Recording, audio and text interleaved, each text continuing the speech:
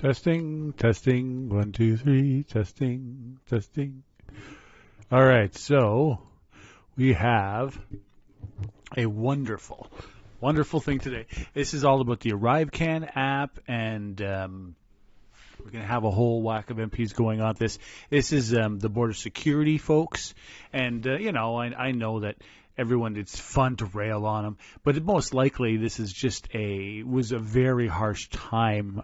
Good day, very hard time. Like, it was the pandemic, and these people are like public servants, right? You know what I mean? Like, servants, the word, and possibly things got overlooked. That's my opinion. Leave yours on the side. I don't mind. Just what I'm thinking had happened. But hey, it's enjoy to rail about it and make it like, oh my God, like we're perfect. That's what's the fun about politics to me, is about railing about things that I've probably done too. Though I try to keep a clean room. Hello, I think I said this, Cryptomeria, and there's 13 of you. So this is, we're a couple minutes behind. Hello, 2009 Talking Head. Did you take my head? Hello? Good day, sunshine. I missed that part of the word. See, symbols, I'm learning, read a new book. It's actually on YouTube there, about symbols as words. And that's what we used. We're live-ish. We're a couple minutes behind. Because, it takes time to set up and stuff like that. I'm uploading some videos. So yeah, we're live-ish. This is today. Less than an hour behind, less than a half an hour. But using symbols as speech was done in the human race for 250,000 years we were using symbols. And, after the mind thing. But that's just something I'm noticing. Okay, let's listen to the people who know what they're doing. And it starts right now. First, it's going to have, we have two people from the border security. They do their 5-minute speeches. If it's too slogging on, I will skip ahead. Hello, Big D. Number 6. What's 6 thumbs? 6 thumbs? Is that what you mean? 6 thumb up? I don't know. Ow. That's not nice, Black Dog. That's not a nice symbol. I press and play. Anyway, let me know about the volume. We have two witnesses today. Welcome back, Ms. O'Gorman and Mr. Osofsky. I understand you both have opening statements. We'll start with you, Ms. O'Gorman, for 5 minutes, please. Good afternoon. Bonjour. Quand j'ai témoigné devant le comité en octobre, the committee in October, I talked about the internal investigation that I initiated following receipts of allegations of misconduct and the referral made to the RCMP. Le 19 décembre, back from the internal CB.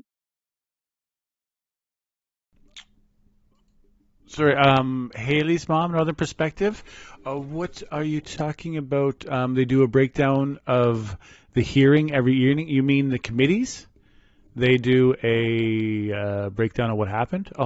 Is that what you're talking about? Or are you talking about the hearings that are happening for election interference, which would be wonderful if someone could get some of that information? You've got to be in Ottawa, I assume.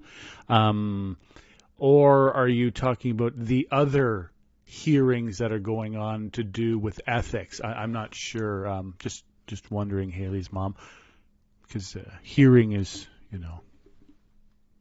Anyway, let's listen to them while I'm waiting. PSA investigation. A preliminary statement of fact is not a conclusion. Or are you just advertising? Does not reflect all of the information, including from respondents. It's relevant documentary evidence collected to date in the course of an investigation. As laid out in my correspondence to you, these packages contained documents that fit the parameters of material that you requested in October. As such, it was translated and provided to you. The emails that you were provided are also relevant to testimony you received at previous meetings. Specifically, it shows that the Bottler chatbot was not the result of an unsolicited proposal, and that there was a pattern of persistent collaboration between certain officials and GC Strategies. They show efforts to circumvent or ignore established processes and roles and responsibilities. I need to say at this point that the investigation remains ongoing. Ideally, it will be further informed by information and interviews from key individuals who have been requested to speak to the investigators. I am trying to balance my knowledge of information that you have been seeking against the integrity of the investigation. In other words, respect for both due process and for Parliament. Public servants, the employees of the CBSA, need to have confidence in our disciplinary processes and the internal investigations that support them. Parliamentarians should know if information that is provided to them is unsupported by facts. La conclusion de notre travail interne nous apportera à la clarté. Will bring us the clarity that we need to take more exhaustive action in the future if necessary. As I testified at my previous appearance, I have already implemented changes in how the agency manages and oversees procurement.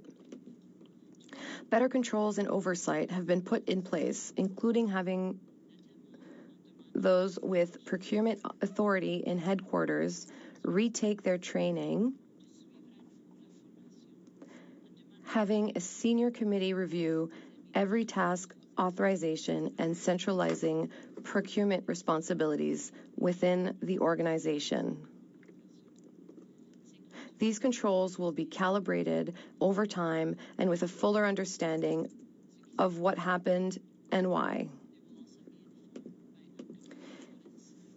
And the procurement ombuds. It will also be informed by the internal review that is ongoing with respect to contracts and documents associated with ArriveCan. I would like to assure you that my team is working full out to provide you as quickly as possible over 30,000 pages of information that you have requested from CBSA in the course of your study. Nous avons déjà fourni 6 lots de documents. 30,000. Provided 6 Sorry for packages yelling. of translated records. Translation on the remaining material is ongoing. I will continue to send bilingual packages as they are completed. Know everything. What we do know is not okay. I'm concerned and I want to get to the bottom of it. I must emphasize how critical it is that the CBSA maintain the confidence of Canadians as we carry out our important mandate. The situation should in no way dishonor the dedicated employees, frontline border service officers across the country and around the world, serving Canadians day in, day out with professionalism and integrity. I'm focused on not letting that happen. I expect you'll have questions. Thank you, Ms. O'Gorman. Okay, so the CBSA looks like this woman, well, her department or whatever, they've been doing translations and handing out all these forms. 30,000 forms? Now, does that mean 30,000 pages? Or is, a form can be a few pages, right? 1, 2 to several. So either way, pepper at a fly. There's a lot, and a lot of them she's saying have to be translated, which I'm surprised isn't automatically done yet. Maybe they haven't. Google is coming up with a very good translation system that should be scaring translators. They're not there yet, though, so you got a few years to pension. I did look up Haley's mom, Northern Perspective. Yeah, and I don't know who they are. A couple of them, Native American, possibly, can't tell because but that would be awesome, and that's one thing that I agree with what's happening and pushing is that we need to have more Native Americans in our federal, provincial, municipal politics. It just always has seemed odd, unusual that they don't have as much say in a country that But that's my opinion, and it's nothing. We're just going to carry on here. So Big D. You can't fire them and you can't charge them. Why? System of qualified immunity. Nobody held accountable, really. Yeah. People in Canada should be held equally accountable, not depending on who you work for. Qualified immunity has to go. All people should be treated equally, having equal rights. Eating the cud? Not eating the cud. I don't know. These... I find personally with politicians is they're there in the front and they're trying their best to hold it together, and most of them can't. because most of us can't. I would include myself in that. It's a very difficult job holding it together, and as you know, most of them don't last a whole career in. Those are the ones that are the very few, 1 in a million, nowadays 1 in a billion, that can hold it together for a career lifetime getting elected. It's a near impossible feat. So that's why I like to rail on them and have fun like everyone, but it's probably the toughest job, I think, out there, because we're already divided on birth, some of us. Anyway, let me ramble on no longer, and let's listen to the politicians. Thank you for watching. Thanks, Haley, for that company, Northern Perspective. They seem all right. Mr. Osowski, welcome back. You have 5 minutes. Osowski! Thank you for the opportunity to appear today. We are approaching 4 years since these events unfolded, so I'm relying on the best of my recollection, what the agency has provided me, as well as my review of the testimony from previous meetings. I would like to take this opportunity to clearly lay out the facts as I remember them. If the committee has other relevant information they wish to share with me, I hope you will do so, and I'll be happy to review it and get back to you. I'm going to begin with reminding the committee of the exceptional circumstances we found ourselves in during March of 2020. We were shutting down the largest unprotected border in the world while trying to ensure that critical supply chains remained functional for the essential trade of food, medicine, PPE, etc. We had repatriation flights for Canadians returning home and had to manage immigration issues with the United States. We had to manage fear and uncertainty in our own workforce while ensuring the integrity of our frontline operations. Coordinating this with our U.S. counterparts and supporting the government in this historic time was my priority. ArriveCan helped us administer the pandemic border measures, but I relied on my officials to deal with the procurement details. I will now turn to a few points made by Mr. McDonald during his testimony regarding Deloitte and the vendor selection. Sorry? Mr. Carey, you're not muted. Sorry. I will now turn to a few points made by Mr. McDonald during his testimony regarding Deloitte and the vendor selection process.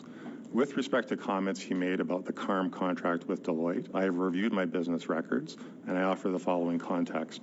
On March 14th, I received an email from the senior partner at Deloitte offering to help in any way they could with our challenges during the pandemic. I immediately passed this along to several of my vice presidents. The vice president of the CARM project replied that while Deloitte had cleared people who knew our systems, they were already stretched on CARM. This is the best evidence of the true state of play with Deloitte. Clearly not a penalty box issue. And I will emphasize that all of my business records clearly show a cordial and business-like relationship with Deloitte. All I can say is that we were all working with Deloitte to make sure CARM was a success. With respect to Mr. McDonald's statement that VPs were told not to use Deloitte, I have no recollection of providing this direction. I have asked a few members of my former executive team if they recall this, and they don't. In fact, one of them said that they would have objected if I had said that, as Deloitte was working on other contracts within the agency at the time, and there were no issues. My understanding is that Deloitte has continued to work with the agency. To be clear, a deputy minister has no authority to ban a firm unilaterally. No one was in the penalty box, and there's no evidence to support this. I'll now focus on the few days following the request from the Public Health Agency to look into an app that I received on March 22nd, 2020. I immediately forwarded this request to my CIO, Mr. Dwan, as well as my Vice President of the Travelers Branch. 4 days later, on March 26, Mr. Dwan shared simple mock-ups of what the application could look like with myself and my Executive Vice President. The committee will have seen 2 relevant meetings in my calendar at this time, one on March 26 at 10 a.m., where I had a teleconference with Mr. Dwan and my Executive Vice President, where he showed us the mock-ups. And at 10:43 a.m. that same day, I forwarded those simple mock-ups to the DM of Health and the President of the Public Health Agency. On March 27th, we had another meeting to discuss issues raised by those same DMs. To be clear at this point, no one could have envisioned how many versions and releases of the app there would be, nor its cost. I have reviewed my business records during this time period, and I have not been able to find any emails from Mr. Dwan or anyone else regarding vendor selections options developed by Mr. McDonald or Mr. Utano. The agency has confirmed this to me as well. I have no recollection of being asked for my opinion on Deloitte or any other potential vendor as part of the ArriveCan procurement. Speed was of the essence, as airports were slowing down with the paper-based process and provinces were demanding better data. I was relying on my vice presidents for their best advice on how to manage this situation. While I haven't seen any of the documents involved, Mr. Dewan's testimony states that he was provided a choice between a fully outsourced Deloitte solution or an option to augment our existing capabilities. Mr. Dewan testified that for a variety of reasons, such as using the CBSA cloud versus a private sector cloud, speed and agility, that the staff augmentation was the preferred approach. This choice makes sense to me, especially considering the legal and privacy issues involved. Given what I've stated, the choice appears to be a rational, business-based decision and nothing to do with CARM. If the committee has different information in their possession, then I'd be happy to review it. To this day, I remain exceptionally proud of how the CBSA responded to the pandemic, and I hope these current matters don't diminish the efforts of the many thousands of CBSA employees who served Canada during this unprecedented event. Thank you, and I'm happy to answer any questions.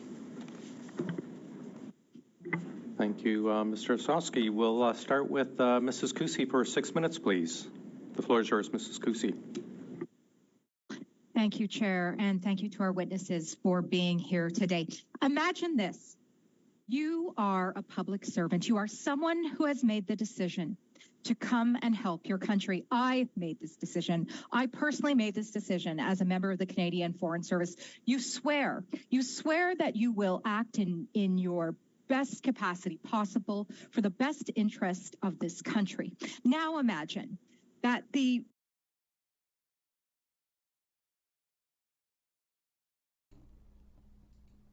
Oh, okay, yeah. So, sorry, this fellow is an individual. Thanks for the question. I don't see who asked it right now. But, so John Osowski, or is it Osowski? He is PCW Canada, Greater Toronto, Ottawa. Extensive experience in legislative, regulatory issues. He was a rower, apparently, Canadian rower.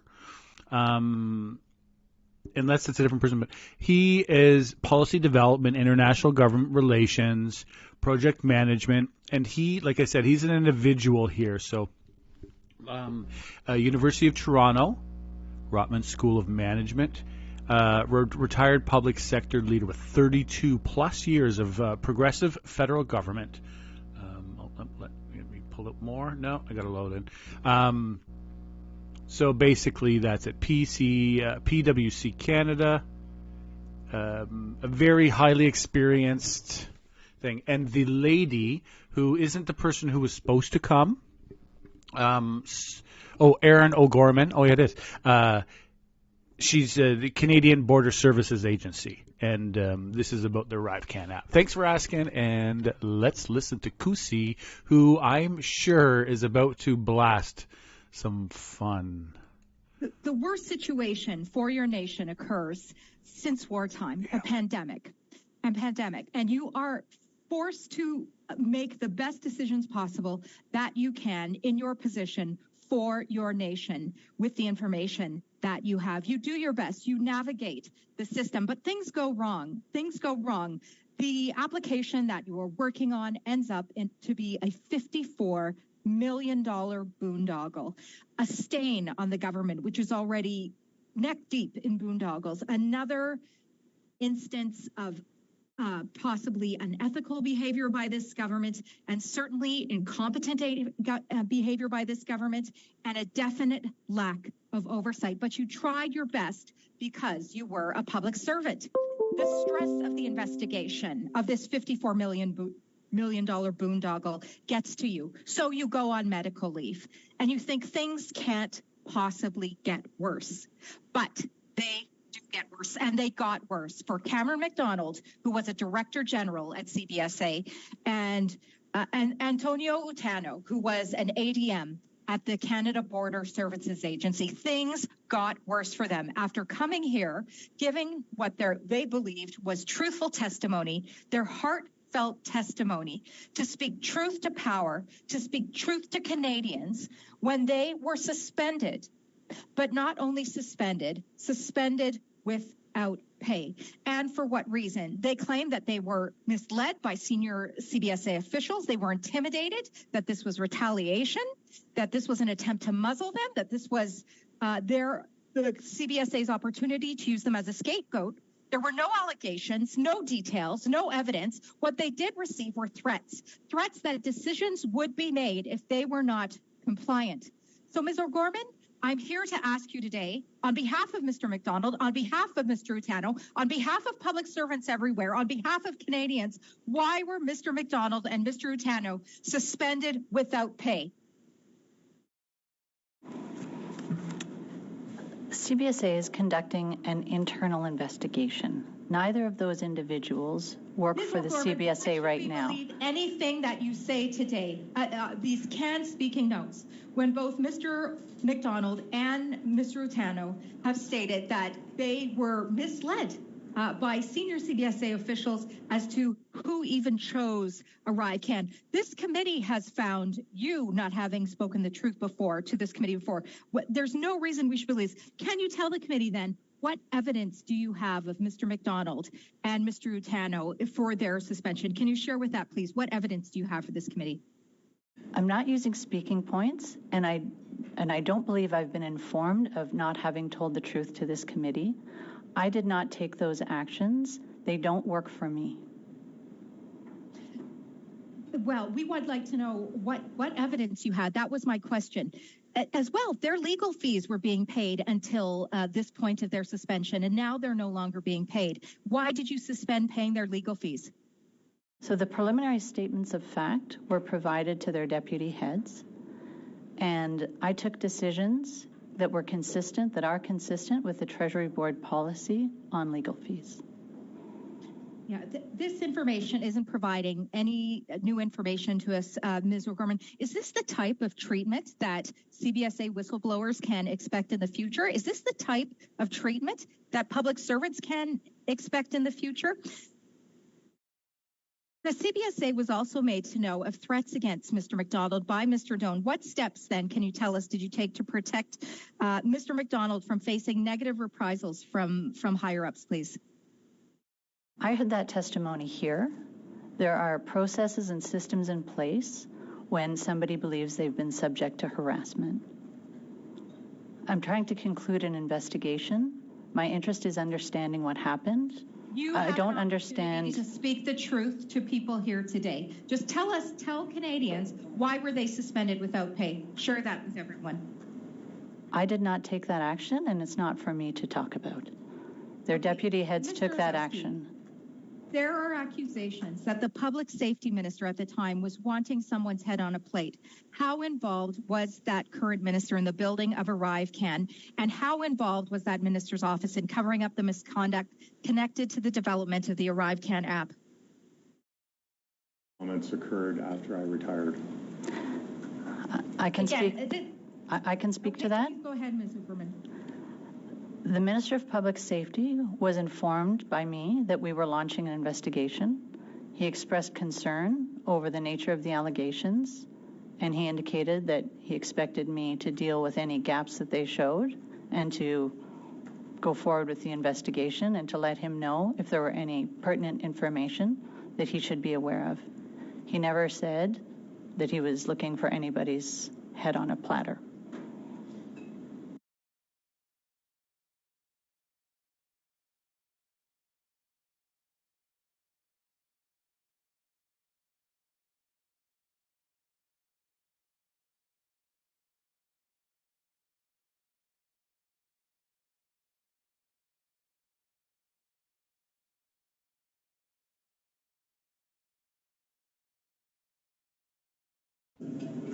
Well, we were also advised. I apologize. That is our time, Mrs. Kusi.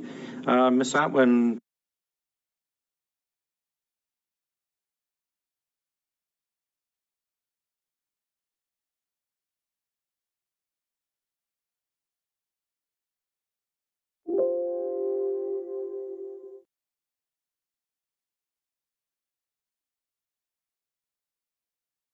Over to you for 6 minutes, and welcome back, Doga.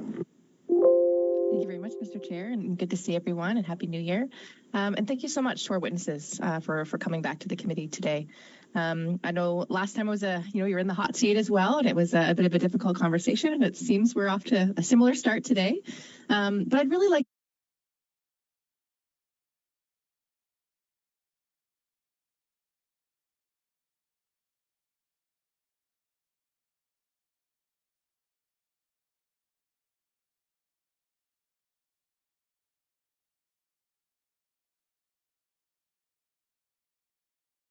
I think, Mr. Osowski, you mentioned the importance of highlighting just how much work, as well, Ms. O'Gorman, what the CBSA does for Canadians, protecting our borders. I really think it's important for us to separate kind of what's happening here with this important integral work that we have. And of course, what they endured during the pandemic, very much so the front line, dealing with a lot of the pent-up anger and hostilities, even from, community members who are just dealing with the uncertainties of that time. So just want to thank you for everything you've done. And of course, for providing your testimony for this very important study. And we certainly all want to get to the bottom of what occurred. So I very much appreciate your opening statements as well. And, really what I'm going to do is just kind of take us through, again, step by step, how we kind of got to this place. Perhaps quite repetitive at this point, because again, this has been quite an ongoing saga. But Ms. O'Gorman, maybe I'll begin with you. Can you confirm again for the committee, just for complete clarity, when the investigation into this matter was first launched, as far as your role as president? Sure. I received information. I received the allegations in the fall of 2022, and I provided it to our Director General of Security, who launched an investigation in November. Great, thank you. And of course, this investigation, it remains ongoing. Is that correct? Yes. So we'll certainly know more, once the investigation is complete. And of course, the RCMP, they're also conducting their own investigation. Is that correct? I'm not aware of whether the RCMP is conducting an investigation. So as I've testified before, we provided the material that we received to the RCMP. They've indicated that should they wish to have any information, they will seek it through a production order, and we stand ready to give them whatever they seek. I don't know if they are conducting an investigation. I do know they have the information and the allegations.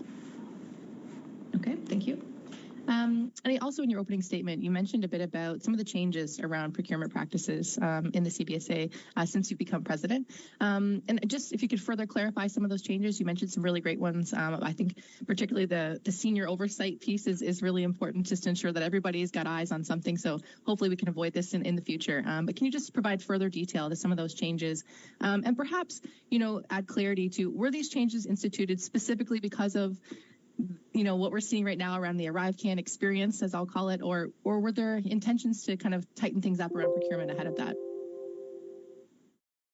So I'll just speak to the first part of your question. So some of the changes, indeed, all contracts, task authorizations are coming through a senior executive committee now to look to conduct a challenge function, and we've centralized all procurement into one branch. So what I've seen was a breakdown of roles and responsibilities. I saw engagements with contractors without seeing the presence of procurement officials. Procurement officials play an important role beyond signing documents, and so based on what I've seen, I felt that there was a breakdown and a lack of controls, and that's what I've put in place. There will be more recommendations to come. We'll calibrate. Perhaps all have been found to have overreacted and slowed things down. But right now, given what I've seen, that's what I've put in place. And at the same time, trying to use fewer contractors. Great. And just for the second part of that question, were there any intentions to tighten up kind of procurement processes or look at improvements ahead of this ArriveCan experience, or is it really kind of coming out of what we've seen over the last few months? Coincided with me assuming this role, so I didn't have much runway to examine or consider the procurement function. When I started, there was nothing glaringly absent, but some of this information and the allegations came to me early in my tenure, so I acted. Great. And as our current president of the CBSA, do you have faith in the organization's ability overall to follow fair procurement practices moving forward? I have absolute faith in the organization, including in procurement practices. We're dealing and trying to get to the bottom of a set of actions and work by individuals that, I'm looking forward to an investigation to conclude on. But I have absolute confidence in the CBSA and its application and adherence to policies. Thank you very much. Mr. Osowski, if I can just switch to you now. And again, bringing us back to this, in the midst of the pandemic and some of the things that were being experienced and the necessity to act. And I'm just wondering, what data were the provinces asked for at the onset of the pandemic? And how is that data crucial to help inform public health officials on how best to protect Canadians from COVID-19 in the context of CBSA? Thank you for the question. And it was actually quite interesting this past weekend reviewing my business records and seeing some of the back and forth in terms of the initial requirements. Provinces, in fact, were developing their own applications. Airports had developed some of their own applications. Mostly what we were interested in and the Public Health Agency was wanting from us was the collection of the contact tracing information. Where are you coming from? Name, address. This was being passed off to the provinces so they could monitor people on their arrival in case they needed to ensure that their health was in place. I'm afraid I have to cut you off there because we're past our 6 minutes, but perhaps the next round. Mrs. Vignola, please, for 6 minutes. Merci beaucoup, Monsieur le Président. Thank you, Mr. Chair. Ms. O'Gorman, does CBSA have a policy or a rule to protect civil servants in case of suits linked to their employment? For instance, by paying their lawyer fees? For instance, by paying their lawyers' fees? We follow the Treasury Board policies. We are subject to those policies. Thank you. So before they were suspended, Mr. McDonald and Utano had lawyers helping them that were paid by CBSA.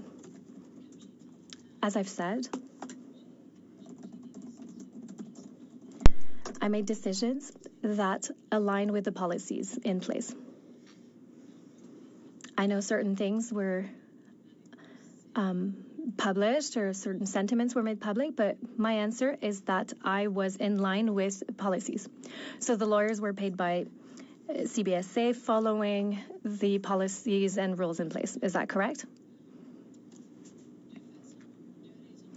I would say that there are two ways to pay the lawyers, and I'm sorry, I will switch to English for this. This is before parliamentary committees and in legal proceedings. Okay. And the criteria are set out, and I am consistent with that policy and the decisions that I've made. Actuellement, est-ce que... Currently, are those two civil servants still covered by this protection policy?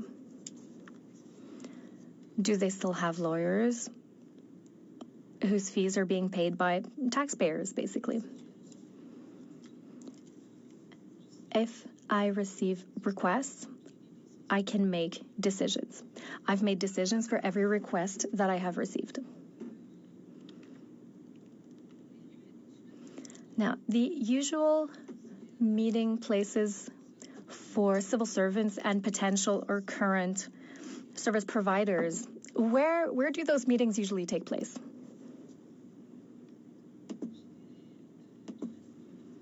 I would say it happens in the workplace. Now, that's not to say that there are no meetings outside. There are no set rules. No set rules about the exact location of such meetings. We do have a values and ethics code that we follow. There's the question of conflict of interest or perceived conflict of interest, and that guides us when we decide how and where to meet with vendors. In the emails that you've sent us this week, I saw many meetings, either weekly or bi-weekly, that took places in bars, that were in breweries, and those were maybe meetings that lasting an hour, hour and a half. Is this usual? Is this recommended? Is it efficient? I mean, I'm sorry, but having a meeting in a brewery, I don't drink beer myself, but come on.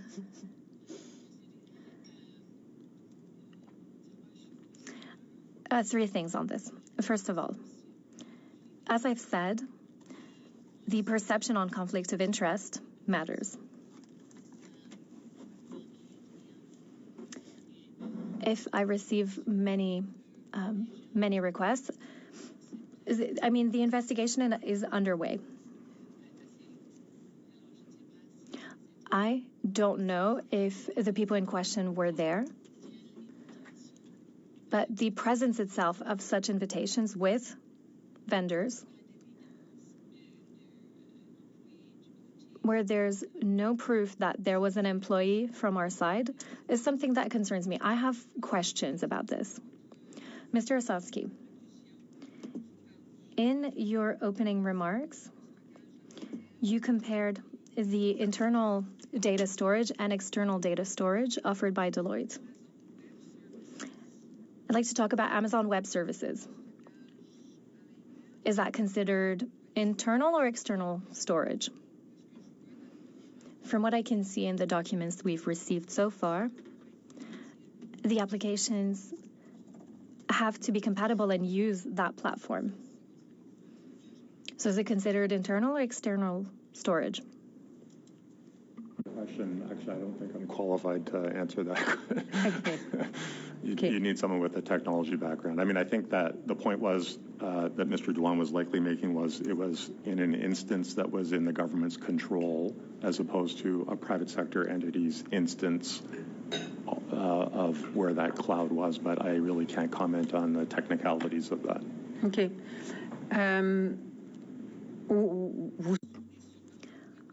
So you probably remember that during the pandemic, Deloitte was in charge of everything regarding procurement in China. And I'm talking here about cargo shipping, planes, ships, in terms of masks and other PPE for Canada. Now, given this, would Deloitte have been available to work on this web application? Or did they have too much to do in terms of procurement for healthcare and PPE? Brief answer. I think that Deloitte was available to provide this outsourced solution that was proposed. Merci. Mr. Johns, go ahead, please.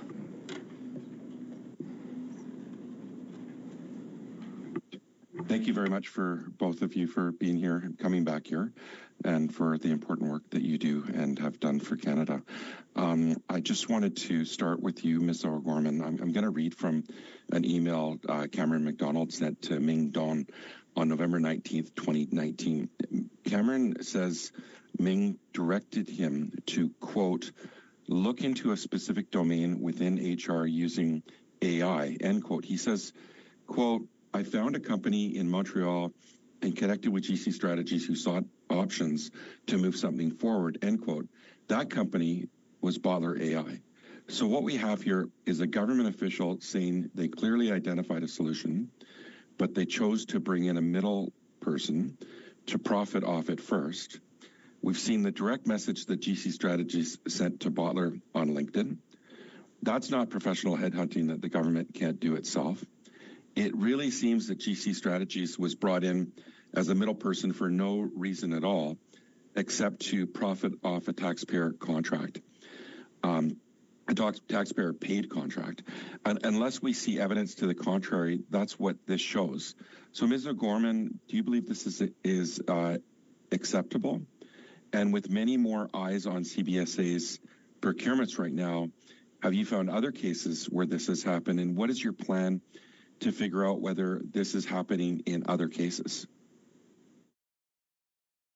Well, note your comment about unless other information comes to the fore.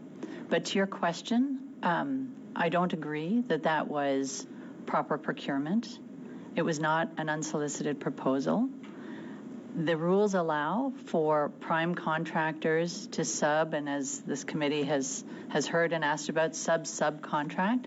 It's not for CBSA or a department to try and manage and develop those subcontracts. Those are business decisions between entities in the course of a procurement. So what I have seen, based on the documents that you're referring to, CBSA's involvement in how those contracts would come together is not usual. Looking at other options, CBSA presumably could have put out an RFP for its requirements. It could have looked to justify a sole source. It could have used supply arrangements and pre-qualified. So there were other options. It's not clear to me that what was happening was appropriate. In fact, it appears to be inappropriate. And the spirit of the supply arrangements and standing offers is not to retrofit products through them. Would this be your rationale for the suspensions then? The suspensions of the companies?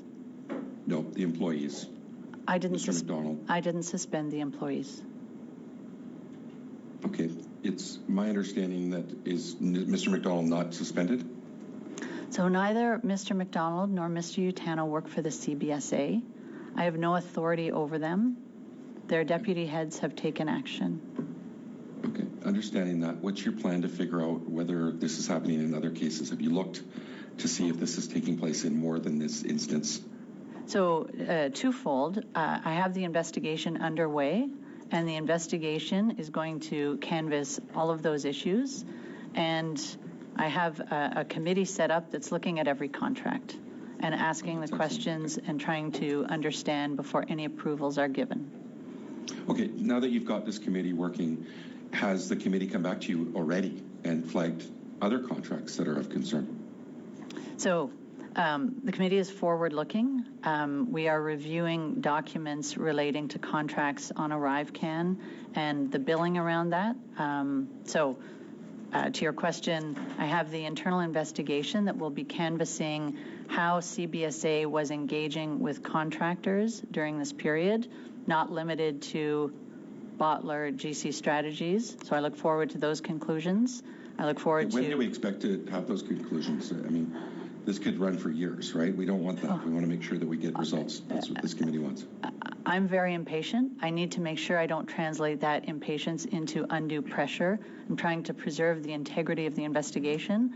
I'm impatient, and I hope that everybody involved will participate so that we can wrap it up as soon as possible. I would hesitate to give a date at this time. Okay. Mr. Azowski, we've been told that GC Strategies was chosen over Deloitte because Deloitte was in the penalty box, and you commented about that earlier, but it was highlighted that it was for its poor work on the CARM contract. But Mr. Doan says that's not the reason. So why was Deloitte in the penalty box, or are you even aware of why? And what was the nature of the problems with Deloitte's work? As I said in my opening remarks, the relationship was businesslike and cordial at that time. No one was in the penalty box. I reviewed all the emails, and there's nothing to suggest it was anything different than that. It was normal. Okay, Ms. McGorman, can you comment on that since you're in the current role? I can't comment about the statements that were made, but I would say that the cordial and business-like relationship continues. So Deloitte's never been in the penalty box, or in your view, under your watch? And you're not aware of that in the past? No. Thank you, Mr. John. Okay. Mr. Brock, go ahead, please. Thank you, Chair. Ms. O'Gorman, your responses to the questions put to you by my colleague, Ms. Kuzi, as to why both Mr. McDonald, who was the Director General of the CBSA, and Mr. Antonio Utano, who was the Vice President of the CBSA, as to why they were suspended without pay. I find your responses to be lacking in clarity. Clearly, you know a lot more. We're going to ask you questions about that because Canadians deserve a full, frank answer as to why both of these senior civil servants have been treated in the fashion that they have. And these are extremely unusual circumstances, so much so that the report put forth by Bill Curry in the Globe and Mail was able to speak with the former clerk of the Privy Council office, Mr. Michael Wernick, who said that public finger-pointing by senior servants is highly unusual. He cannot recall any other instance of such public disagreement. Is it an outlier? Yes. Suspensions without pay are also rare. It's a strong measure to suspend without pay while a process is underway and no conclusions have been reached. Usually disciplinary measures follow an investigation being completed, and suspension with pay is more common in the early stages, he said. It's also a very strong measure to suspend or permanently revoke a security clearance. It is tantamount to removing someone from that job and any other job that requires that level of clearance. It is not a common occurrence. Your decisions at the CBSA, as directed and delivered to the other ministries these two individuals have worked for, have destroyed their lives. And Canadians deserve an answer. Parliamentarians deserve an answer as to why due process was not provided to them, that very draconian measures were taken against them. So I'm going to be asking you a number of questions. Who did you speak with, ma'am, on suspending the two public servants on the 54 million ArriveCan app? You said it wasn't your decision, but clearly you participated in the ultimate recommendation that they be removed. Who did you speak with? That's not accurate at all. I didn't speak to either of their deputy heads about the actions they were taking. You received a preliminary report from investigators in your department. Did those investigators recommend suspension? No. Who did? The decisions were taken by the deputy heads. I shared the preliminary statements of fact with their deputy heads. Well, what did the preliminary statements of fact, how is it so damning against those two individuals that you felt it prudent to pass on to the other ministries? It included, as the emails that you have received, information about engagements with consultants, a whole series of information that, as their deputy heads, I felt they had a right to have. They did not consult me on their actions. Why did you claim that they were a national security risk? I never claimed that. Were you aware that that was the language that was used in their suspension letters? I haven't seen their suspension letters. You're completely blind to that. You had no knowledge of that. I'm not their deputy head. They don't work And the deputy head never spoke to you at all. They alone made that decision? They alone made that decision. Is your evidence today? They alone made that decision. Okay, so identify those deputy heads for us, please. Who are they? Bob Hamilton is the commissioner of the CRA, and Stephen Lucas is the deputy head of Health Canada. How many communications did you have with both of those individuals? I let them know that I would be sharing pardon? How did you let them know? Emails? Telephone call? Letter? I called them, and I indicated. When did you call? When? When? Soon after I received it. I received the package the 19th of December. Follow up with an email? Possibly. Okay. You'll provide this committee with any and all manners of communication to those two deputy heads surrounding the preliminary findings from your investigators in your ministry. You can do that? And you can have that to us within 2 weeks? Okay? Yeah. Did they communicate back to you? They told me after the facts, the decision they had taken. They communicated that they took the decision to suspend without pay. They informed me that they had taken actions. And they communicated that to you in what manner? In a phone call, as I recall. Nothing official, nothing, no email, no letter? There would be no just a phone to call? Inform me officially. They are the deputy heads of those employees. Right, that we're taking the most drastic of Can you remedies wrap up, Mr. Brock? that we're taking the most drastic of remedies against these two whistleblowers who spoke truth to power, and they only communicated that via telephone. The employees work for them. Thank you, Mr. Brock. Mr. Baines, over to you, please. Thank you, Mr. Chair. I'm going to go back to Mr. Oskowski. You're trying to inform us a little bit about the ArriveCan app and the centralization of it in order for it not to fall through cracks of airport and provincial apps. Could you maybe finish that? I think you were trying to. Sorry, let me interrupt you, Mr. Baines, for a moment. I'll stop the clock. Madame Vigneault? Le son est trop mauvais pour l'interprétation et j'aimerais éminemment entendre. The sound is not good enough for interpretation, and I would like to hear the questions asked by my colleagues. So maybe if he could move his microphone closer to his mouth. Que je puisse entendre ces questions via l'interprétation, s'il vous plaît. Can you please move the microphone closer to your mouth so that I can hear the interpretation? How about now? Is this good? Is this better? Can we get him to speak a bit longer? Can you speak a bit longer, Mr. Baines? Just. Thank you, Mr. Chair. Merci. We'll go to Mr. Osowski. Are we still good, or a little bit longer? Just keep speaking a bit longer, please, Mr. Baines. Tell us about the Vancouver Canucks, how they're doing this year.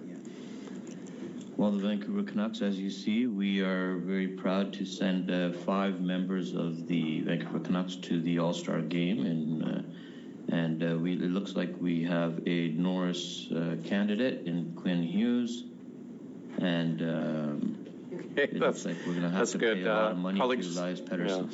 Yeah. Thanks, Mr. Baines. Just bear with us a couple moments while we check with the translation booth.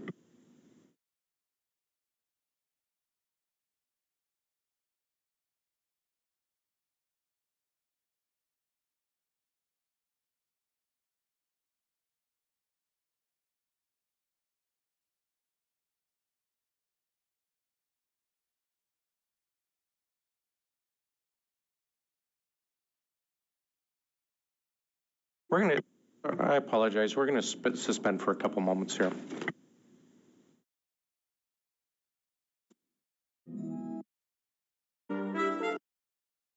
What we were dealing with was a million different things at once, quite frankly, and this constantly evolved as we brought in new measures, and the Public Health Agency, along with their provincial counterparts, tried to prevent the spread of the disease based on what was coming into the country. And that's where we tried to help them. And so, these references, well, we could have done an app cheaper than this. It was not the same situation by any means whatsoever. Just as a reference for the committee, I believe the development cost of the application with 70 different iteration that was coming on a rapid fire was around $9 million.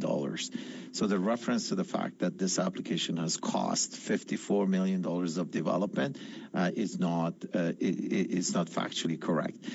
Quickly going to Ms. O'Gorman, in your opening remarks, you talked about that the investigation had led to information that you shared with other department heads, and then they made the decision that they made. Also, some of our colleagues in the opposite side refer to the statement that you provided was not a true statement. Madam O'Gorman, can you tell us why did you ask for an in-camera meeting as opposed to a public meeting? As I said, I'm trying to balance information that this committee is seeking with the integrity of investigation that remains ongoing and that hasn't heard from key individuals. So I am anxious for that to conclude, and I'm very conscious of not prejudicing that investigation. CBSA conducts internal investigations. Individuals who have been subject to those investigations have talked to me about how stressful they can be, whether they're respondents or even witnesses. So I can't imagine the stress that would cause somebody who's subject to an investigation with such a public profile. I'm concerned about people's mental health. I would like the investigation to have the space to conclude, and I would like to protect its integrity. Those were the reasons why I asked. Thank you very much. And Mr. Jouari, thank you for your flexibility. Mrs. Vignola for 2.5, please. Thank you very much, Mr. Chair. Ms. O'Gorman, as far as you know, are there public servants or higher-ups that would have made pressure or pressured people that would have testified in committee? So Mr. McDonald, Mr. Utano, Ms. Duck, would they have been sent cease and desist letters or other legal documents?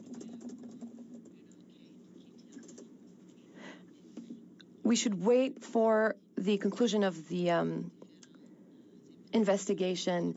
In testimonies, different informations have been shared. I'm sure I understand what whistles are being blown. I want to get to the bottom of what happened. I have trust in the investigation, and I look forward to it concluding. Il y a eu des pressions, c'est en dehors de votre. And so if there was pressure, that had nothing to do with you, and these people acted of their own volition. They were their own decisions. Yes.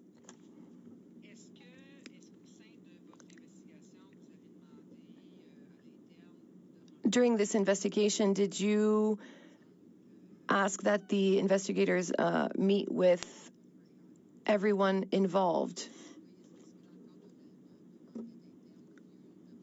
Was there a request for meetings? I think that Bottler AI was asked to share the information that they had in their possession. I don't know if the team asked to meet with Bottler AI. When I read the contract or the call for tenders, I saw that there were some linguistic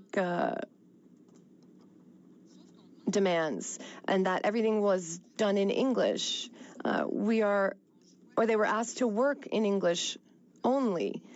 And French, when it is mentioned, which is quite rare,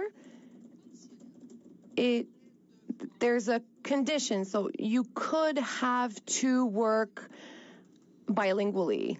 So not only in French, but in a bilingual manner, whereas English is mandatory. So Chinese programmers, Japanese, Portuguese, Spanish, Russian programmers only program in English as well? Or can we hire specialists that speak another language? We didn't leave enough time for an answer, but perhaps you can get back to that next round. Mr. Johns, please, for 2.5.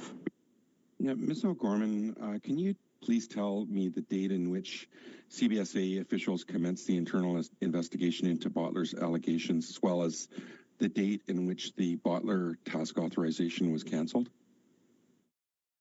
Back.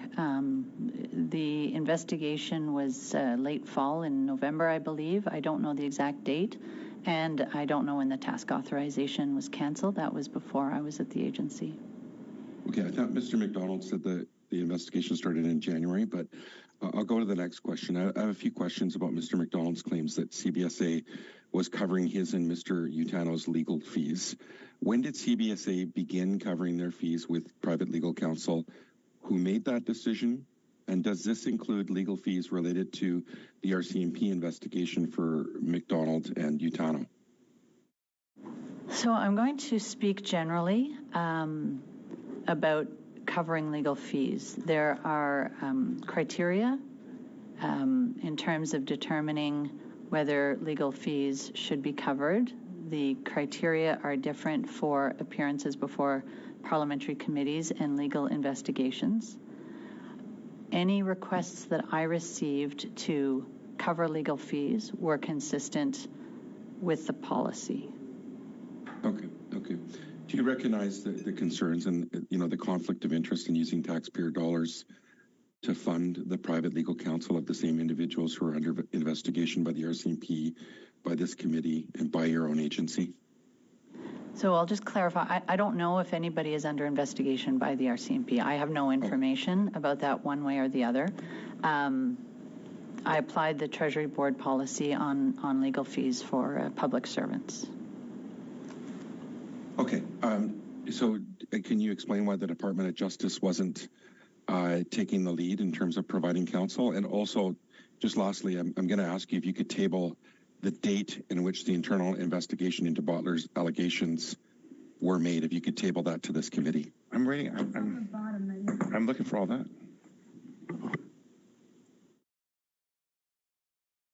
We can provide that. Sorry. We can provide that in writing? We can provide the date. And to your other question about legal fees, can you repeat the question? Why wasn't the counsel being provided by the Department of Justice? I will speak generally about the process and... Just briefly, please.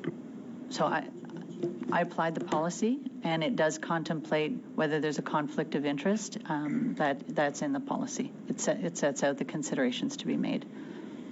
Thanks very much. Mr. Barrett, please.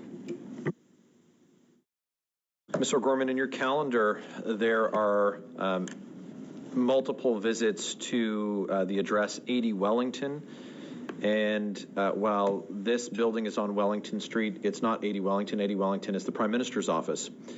These visits are interspersed or spaced around your times appearing at ArriveCan hearings for the Government Operations Committee. For example, before your appearance at the Government Operations Committee on the 24th of October in last year, you visited the Prime Minister's office at 2 p.m., then walked across the street and sat down to take questions. The next morning, you were back at the Prime Minister's office.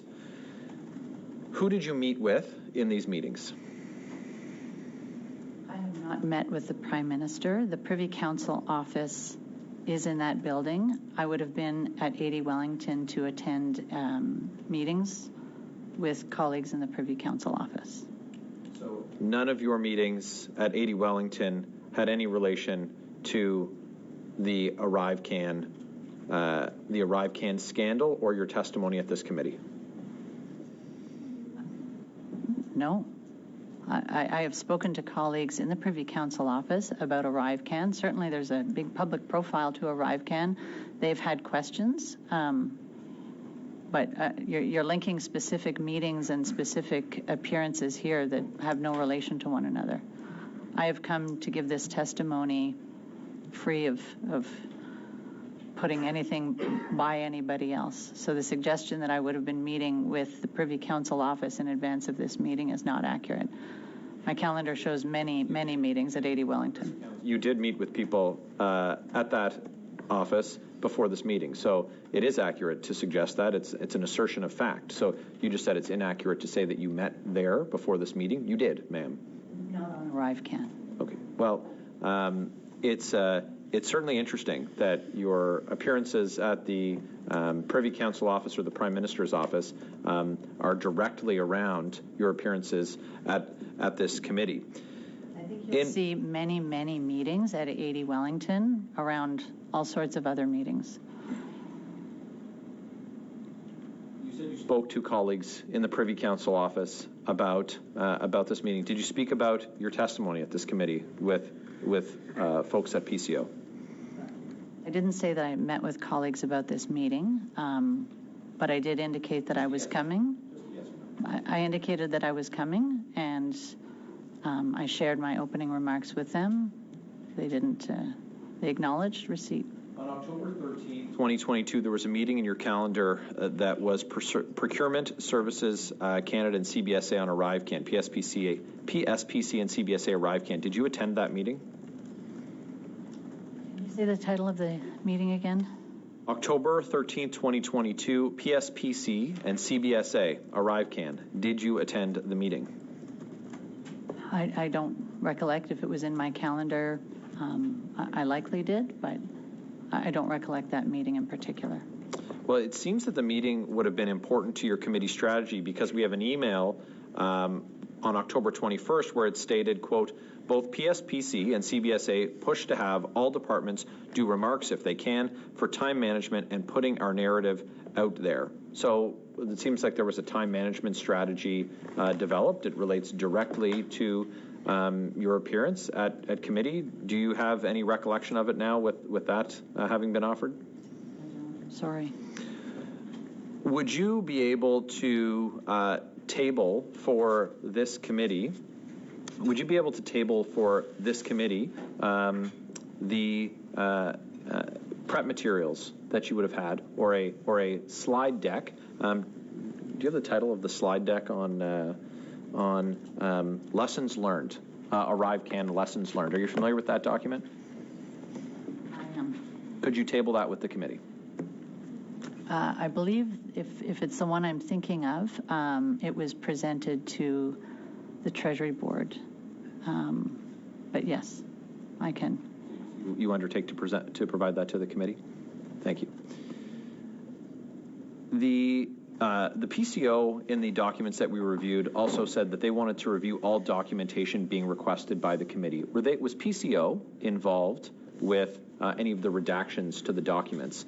CBSA was non-compliant with a legal order of this committee to provide full documents, and we want to know if PCO was involved in the restricting of the release of information that was lawfully requested by this standing committee. CBSA makes redactions to its own documents.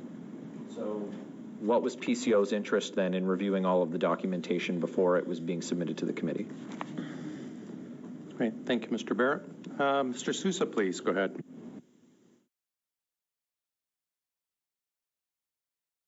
Thank you, Mr. Chair, and thank you to both witnesses for being here today.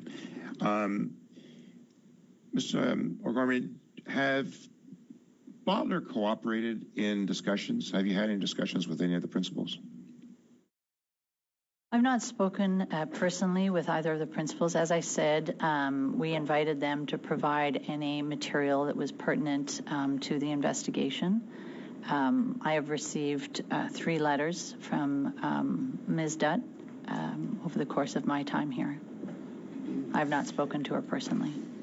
Yeah, and so some of the concerns the committee has is the way it was proceeding, or it took shape, as you've rightly noted in your opening remarks, that they didn't actually have a contract.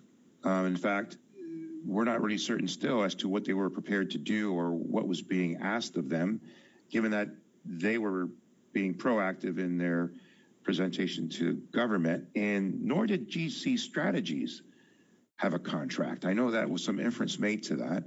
Can you explain what is developed here in your mind? Recognizing that there will be further information and an internal investigation, based on the information that I've seen, there was engagement with officials from CBSA, GC Strategies, Bottler, Coredex, and Dalian, getting involved in how the work of Bottler would be brought to bear at CBSA. And that is what was presented to the RCMP. Am I not mistaken on that? That's what was given to them? The allegations by Bottler were passed to the RCMP. And none of that is anything to do with ArriveCan. Is that correct?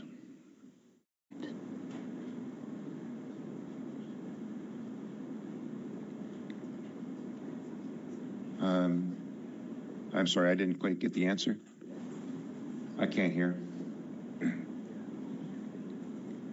Say it again. Mr. Chair, I think okay. So RCMP is not investigating ArriveCan, but you are. You're taking initial steps. Is that correct? Is that what this committee is being apprised of? Investigation is looking into procurement practices at CBSA, following on, frankly, the allegations that were provided by Bottler. So Bottler brought to the attention of myself some allegations that, if founded, would be extremely serious. Those were the basis for the launch of the investigation, and the investigation is pursuing the information, I assume, based on what it is seeing and hearing in terms of the people they talk to and the documents they obtain. Right. And so your disclosure and your engagement is to try to uncover as much as possible what has taken place. You're not trying to hide anything. You're actually trying to uncover more. I want to understand what happened, and I want to protect the integrity of the investigation and give it the time and space it needs to conclude.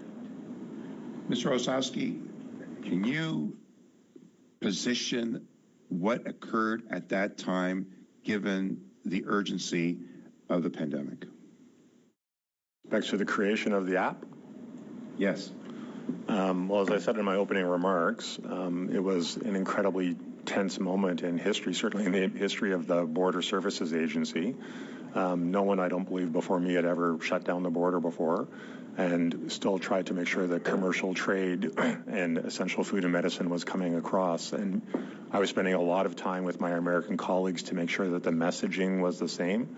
They've got a different legal construct in terms of how airports work, but the land border was the primary concern, given that's where most of the commercial trade comes through to Canada and back and forth. So it was a massive urgency, a massive border, one of the largest, I guess, in the world, and you had an issue of public safety at the forefront.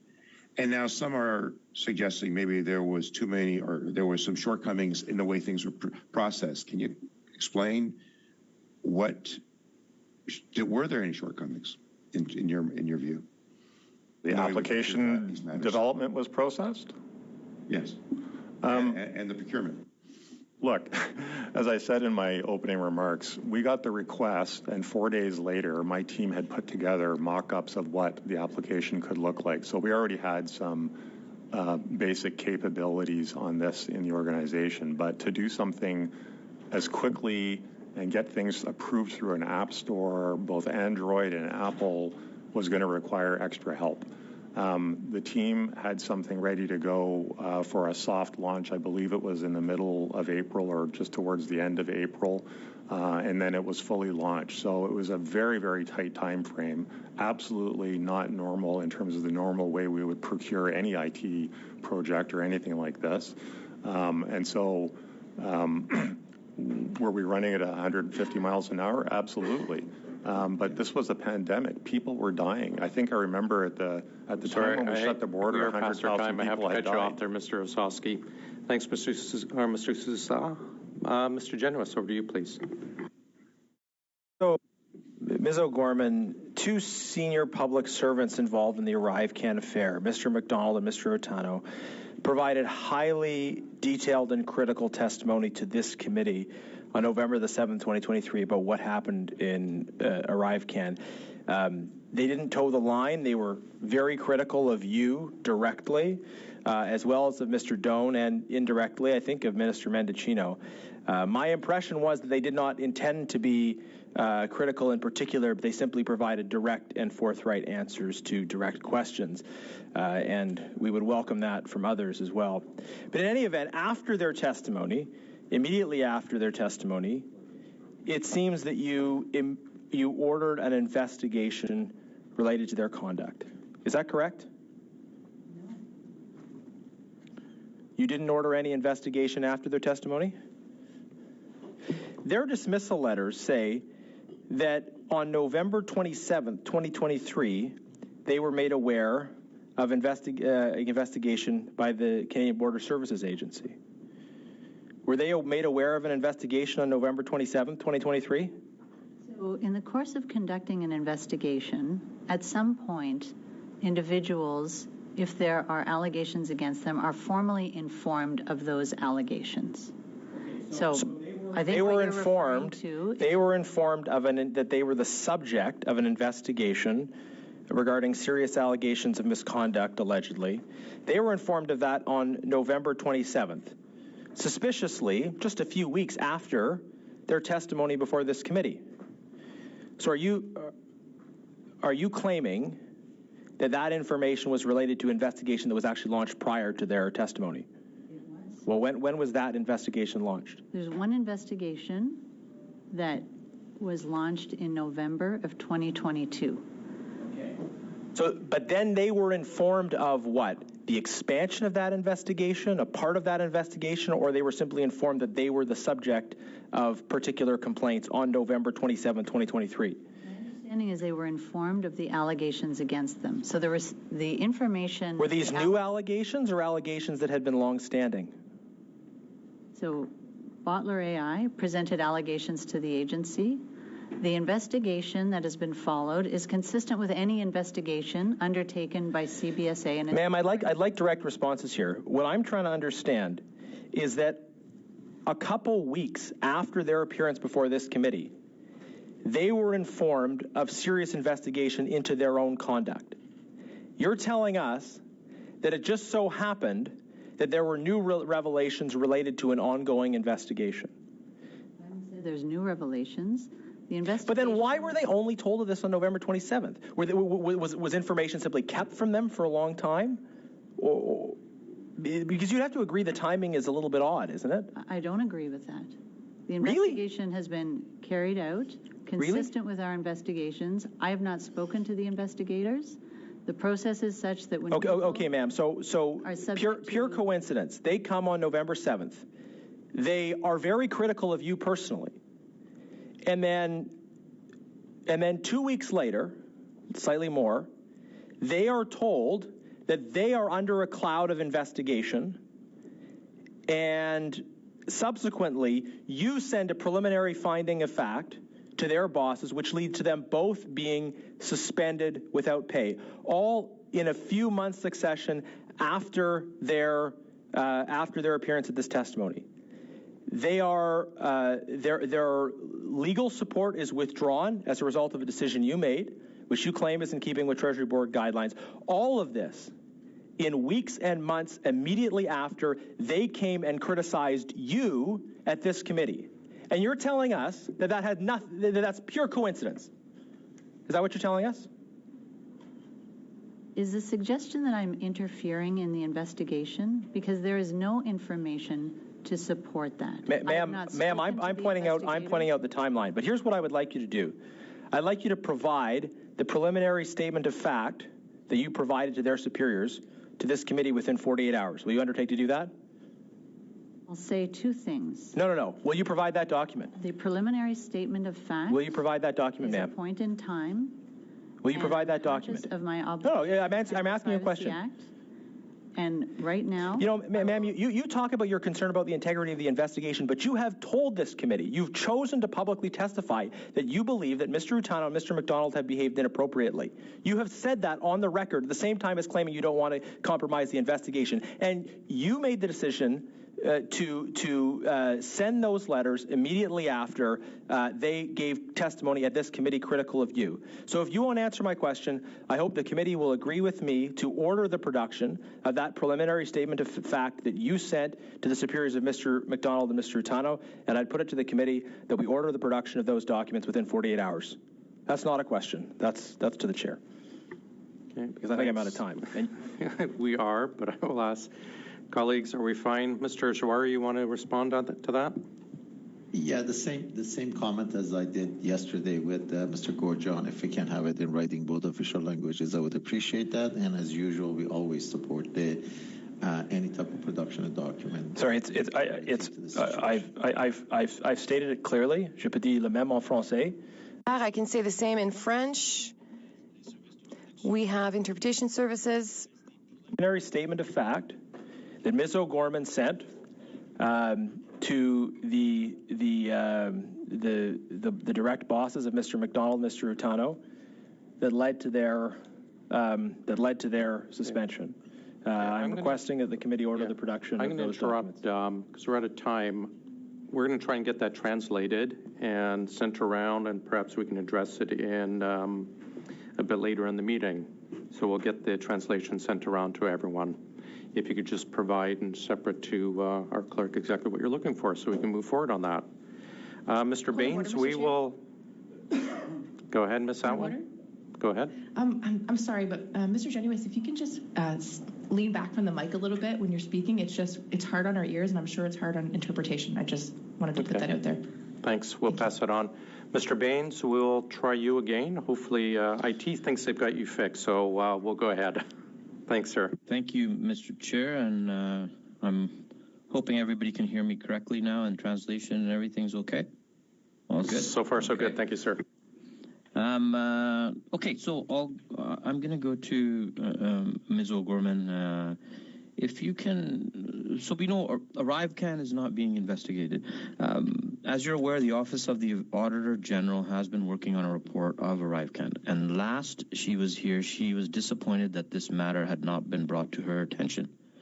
Are you keeping in good contact with her office to make sure she has what she needs for her work? Yeah, that was my decision not to provide that to the Auditor General at the time because the allegations related to another contract. In hindsight, I recognize they were the same individuals and they were the same company. I probably ought to have informed them of that, including the caveats that we knew nothing further. We have appreciated the work with the Auditor General. Our teams have worked closely with them. I look forward to her report, and I expect that she'll have some good recommendations. So you're referencing, you said same individuals, same companies. Can you name them, please? As they've been named here, GC Strategies among the companies, and the individuals have already been named as well and are included in the email disclosure that was in the package that I provided. So procurement practices at CBSA is ultimately what we're looking at, what you're looking at. So in light of what we've been hearing at committee these past months, do you have faith in your organization's ability overall to follow fair procurement practices? Like everything that we've heard, do you think the system is working, and the practices that you're trying to either improve, or are you seeing some changes, or are you bringing changes forward? If you can maybe share something on that. Faith and confidence in the people at CBSA, absolutely. CBSA does a lot of procurement of goods, of services. There are no specific concerns I have.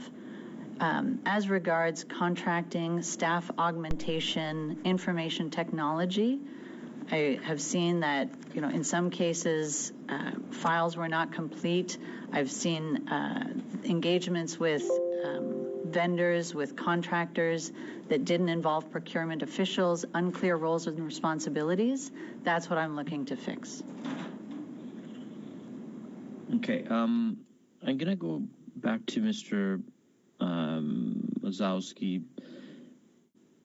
As you know, part of our role here as members of OGO is to provide recommendations to government. Has your experience in this process, what you've witnessed here and your appearance here, led to any insights or recommendations that could improve the procurement process? The question. I would say I'm not privy to all of the information that certainly might come up from the Auditor General's work or the Procurement Ombudsman, but I'm certain that the agency would receive and the government would receive any recommendations to improve procurement gratefully. Okay, thank you. And for the federal information technology projects such as ArriveCan, and I think we've determined here, and from what you've mentioned earlier also, it was developed in record time and under dire circumstances and ultimately saved money when you were talking about how the process was in paper form and people filling out and the time saved and do you feel that was good value for taxpayers' dollars, the decision that was being made at that time? And so, as I mentioned, I don't think anyone could have predicted how many iterations and versions of the app there would be and all of the different tools that were built into it for things like vaccine certificates and holding people's healthcare information and personal information. So it was something that started off as a very modest, simple application to take contact tracing information and pass that along, and it grew into something incredibly sophisticated. And so from that perspective and what I was talking about with Mr. Jawari, I think it was definitely more effective than a paper-based process. In retrospect, if this were to happen again, I'm sure there's lessons learned about how we would do this better. But other than that, I don't have any comment. That is our time. Thanks, Mr. Baines. Thank you again for your flexibility. Mrs. Vignola for 2.5, please. Thank you very much. Mr. Ozowski, when did the pandemic start officially in Canada? That I would have to go back and check, but somewhere in the middle of March 2020. Yes.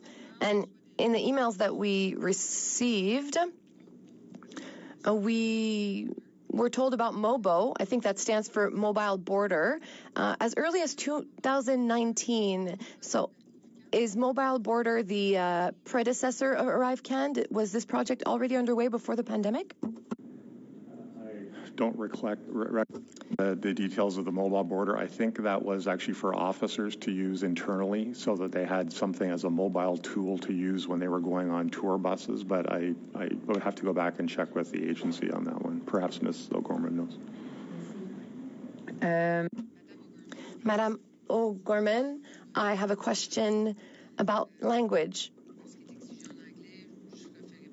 I won't repeat what I said before, but language C, C++, a specialist can be francophone from the Quebec or another Canadian province and wouldn't be able to speak English perfectly. I know unilingual Anglophones who still make mistakes in English. So why require English when your public servants are supposed to be bilingual and supposed to be able to communicate in both official languages with different contractors? There's a difference between bilingualism in applications and services given to Canadians and internal work for IT employees.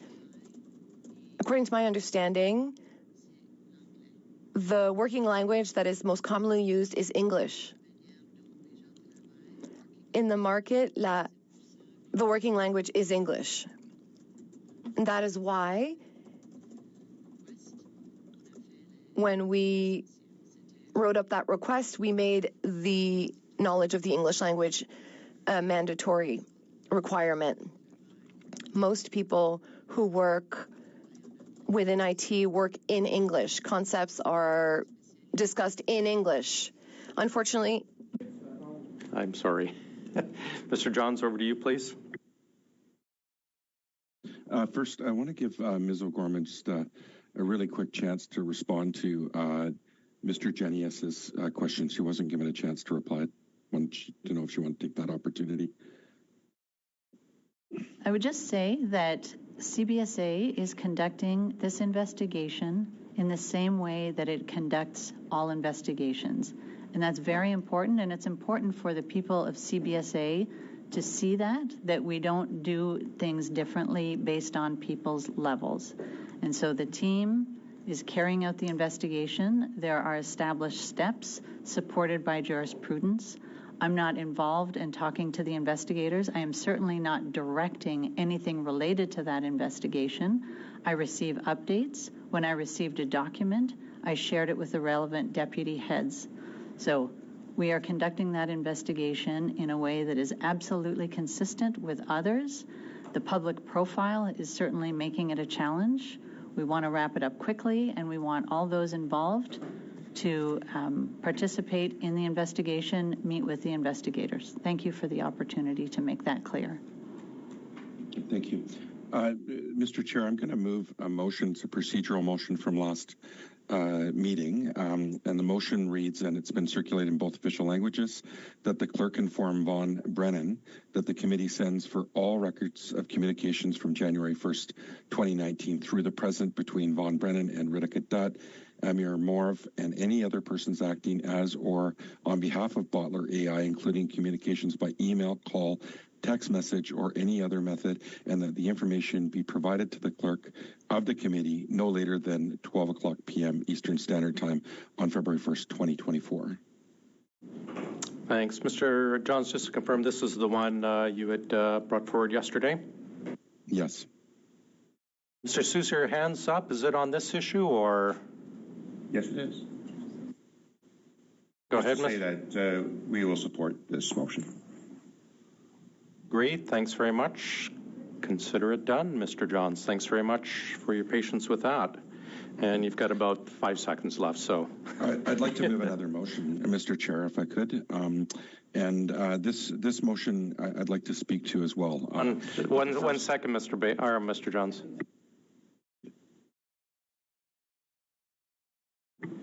Mr. Johns, you're basically out of time. Can you do it we have one more round coming up. Could you do it in the last round, please? Okay, it's my understanding that I can move motions in my time, and it suspends. You were actually out of time, but I said the 5 seconds. But could you save it for the next round, please? Okay. We will have time in the meeting, though. You don't have to worry. We're not going to finish right at 3. All right. Thank you. Thank you, Mr. Johns. Mr. Please.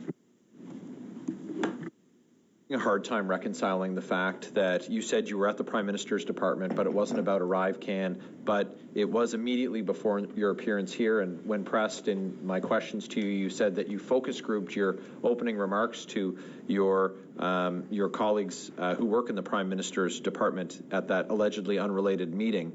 I find it hard to believe. I think Canadians would find that hard to believe. Who was there from the Prime Minister's office at that meeting? I've not met with anybody from the Prime Minister's office. My question was, who was at that meeting who works in the Prime Minister's office? If you mean the building, I was meeting with Privy Council office officials. My question is very clear. You were at a meeting. It's in your calendar. You acknowledged that you were at the meeting. Was there anyone from the Prime Minister's office in attendance at that meeting? There was no one. Okay, so it was just PCO that you focus grouped your remarks for this committee with. I provided them.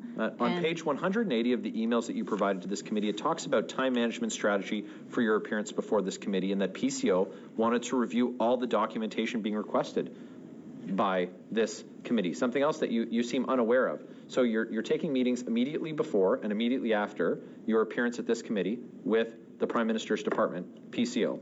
They're reviewing all of the documentation that's coming from your office, your department, which illegally refused document production orders of this committee. And you're telling us that all of these meetings at PCO that are happening directly around your appearances at this committee are unrelated. And though you do acknowledge that you did circulate your opening remarks in advance, but there was no discussion at this allegedly unrelated meeting. Do I understand that correctly? I'm not even sure where to begin to answer that. So I've attended meetings at... the best place to start. Absolutely. And that would be a wonderful change. I have been absolutely honest and forthright with this committee. So the meeting you're asking about preceded my previous appearance at OGO? Is that the meeting? Sure. I'm not getting an answer. I'll give the rest of my time to my colleague. Mr. Gorman, given the extremely seriousness of this matter, with both the RCMP and the Auditor General now investigating this boondoggle of the ArriveCan app, procurement, and the $54 million cost, you surely, as the president of the CBSA, would be keeping your minister, Dominic LeBlanc, the Minister of Public Safety, fully apprised of all developments. Is that correct? I informed the minister that I had received preliminary statements of fact that were of concern and that I was providing them to the deputy heads. Did you provide Mr. LeBlanc with a copy of those findings? No. Why not? I didn't think that he didn't ask for it. How many meetings have you had with Minister LeBlanc with respect to this investigation? We've had no meetings. I called him to inform him. How many calls have you had with him? On the one call. How many emails have you shared with Dominic LeBlanc? I sent him one email. Previous to Dominic LeBlanc was Marco Mendocino in that role as the Minister of Public Safety. Did you communicate with him as well? I called him to inform him of the allegations I received. And his response was?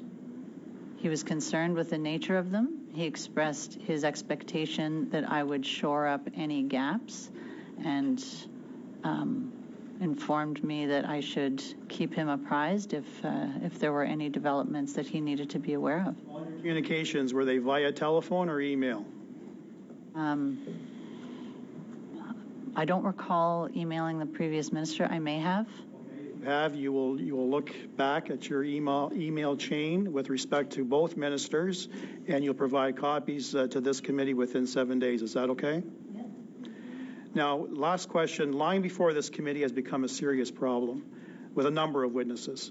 It's almost a culture of lying and deceit. Although you've not been sworn to tell the truth, there's a presumption you are telling the truth when you appear at committee.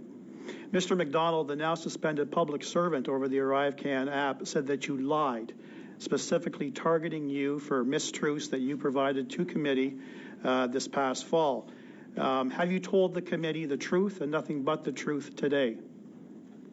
I have told the committee the answers to the questions truthfully and to the best of my recollection.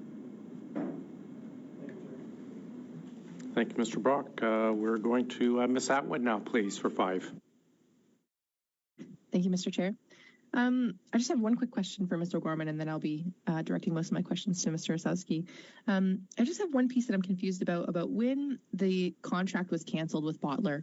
Was it due to issues with deliverables, or was it because of the misconduct allegations that it came forward? My understanding is that it was canceled because CBSA didn't feel that it had a need to continue with the contract. I don't know the details. I don't know who made that decision, but that's my understanding. Okay. Mr. Osowski, I don't know if you have any additional comment to that. Thank you for the question. No, in fact, I have no recollection of the contract or the task authorizations with Bottler. The meeting I had with them where I got the demo was my interaction with them, and there were some subsequent emails back and forth that we talked to about the last time I appeared, but that's it. I wasn't involved in the task authorizations. Okay, thank you. I'd just like to remind kind of our whole committee about the Treasury Board contracting policy. So ideally, we want government contracting to be conducted in a manner that will stand the test of public scrutiny in matters of prudence and probity, facilitate access, encourage competition, and reflect fairness in the spending of public funds. So in other words, fair, open, and transparent. So Mr. Osowski, in your view, has scrutiny of the ArriveCan procurement process or allegations of wrongdoing from Bottler revealed any shortcomings of the federal integrity regime for public procurement? So I've retired, and those investigations have started by both internally that Ms. O'Gorman is doing within the agency, and then the Procurement Ombudsman and the Auditor General. I'm sure that they will find things that could be improved in the process, but I think that should be caveated with what was happening at that particular point in time. Okay, thank you. It's been argued at this committee and in the news that staffing firms like GC Strategies bring no added value to government projects like the ArriveCan app. Yet they received contracts worth millions of dollars for this specific project. Can you explain, just in your point of view, what value, if any, staffing firms bring to government projects?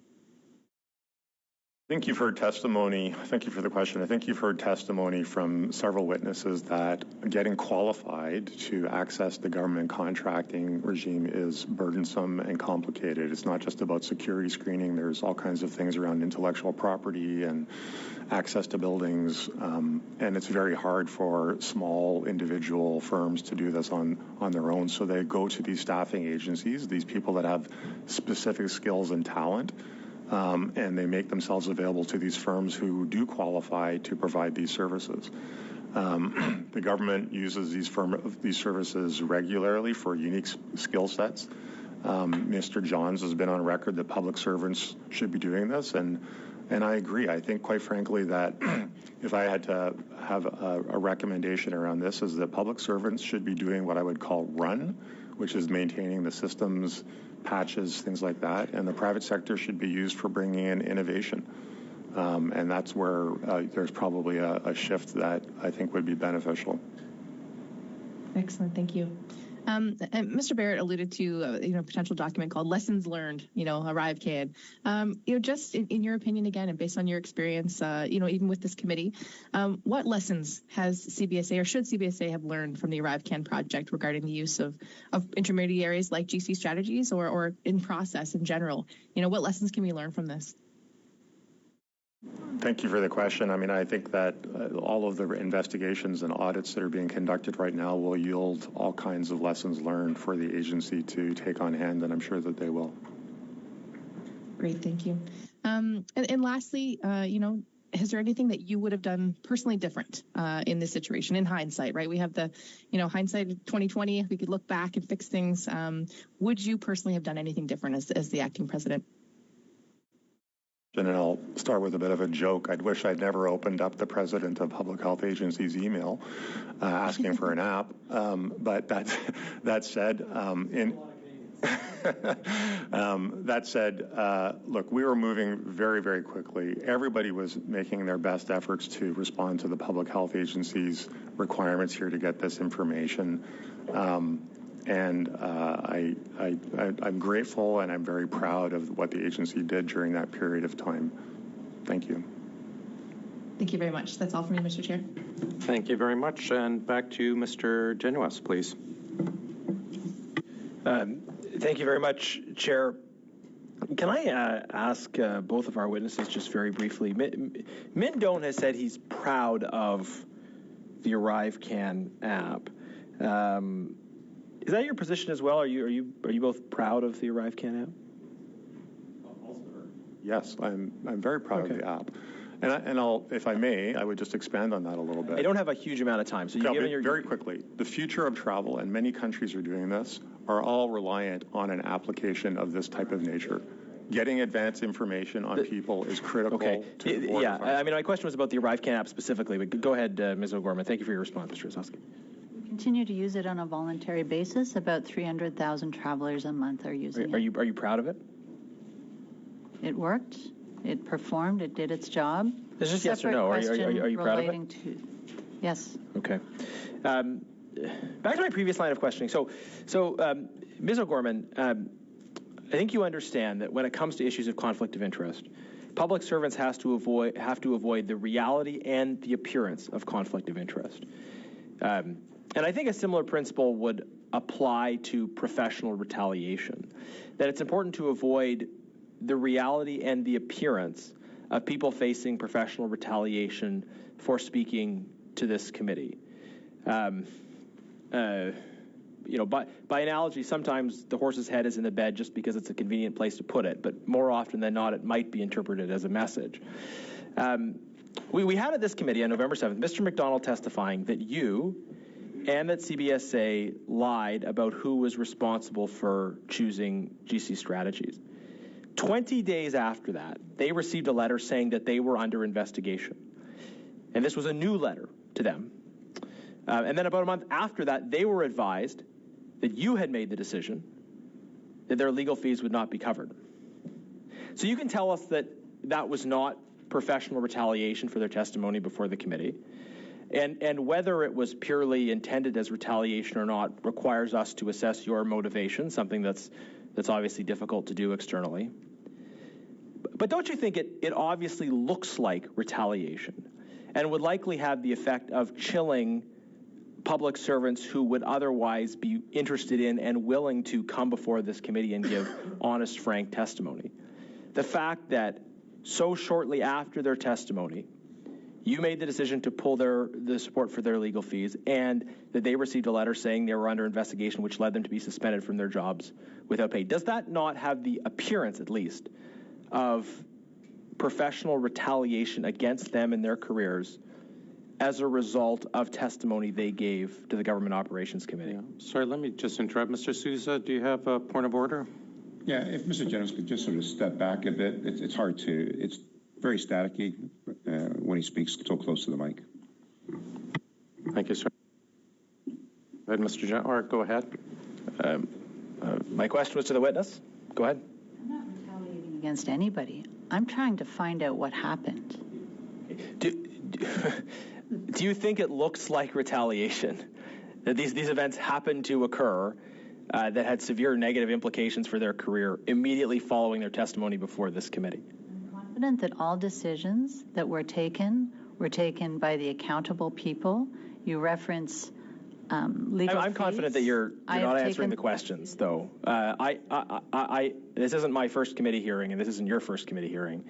My question was, would you not agree that this looks like a scheme to retaliate and punish public servants who were critical of you, your leadership, and others within CBSA? You're suggesting that it is, and I'm telling you that I'm not retaliating against anybody. I don't really believe you, but in any event, it sure looks that way. Can you provide some other explanation as to why, immediately after they came to this committee, they said they were threatened by other public servants and that nothing was done on that? they said that you and others had lied to this committee. And then you're the one who gets to decide whether or not the department covers their legal fees. And you, perhaps unsurprisingly, make the decision to pull their legal fees. Doesn't that look like you made a decision to punish people that criticized you at a parliamentary committee? I approved their legal fees for their first appearance. I received no request. Yes, you approved their legal fees before they appeared. And they're coming back to this committee. I'll give it to you in a moment. They came to this committee. They were supported with their legal fees before they appeared. But after you heard what they said, you pulled their support. And next time they come before this committee, they will not have the support for their legal fees as a result of a decision you made. Because now you know what they're going to say. Is that not the case, ma'am?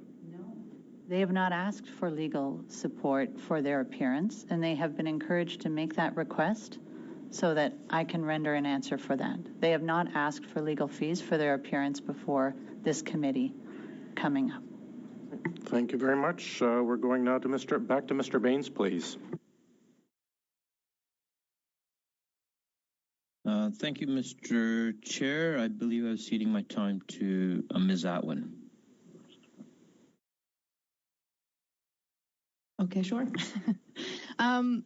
Well, I mean, we've talked a lot. We've kind of gone in circles a little bit on some of these questions today. But I want to thank our witnesses for your patience, your tenacity. And I mean, it hasn't been easy. And I'd like to caution also some of our colleagues in the committee for some of the harshness of their words and insinuations. We really need to be careful about how we conduct ourselves, and we need to treat our witnesses with respect because they've given their time to come here today. And again, I think each of us wants to get to the bottom of this, and I think that's what the point is, what we're trying to do, and I think it can be done in a manner that's becoming of parliamentarians. So in saying that, Ms. O'Gorman, I asked Mr. Osowski, if he would have done anything different during that experience. But where you're here in the seat now, you're in this important role. You've already initiated some key changes around procurement moving forward, which I think is great. Are there any other lessons you can take away from this?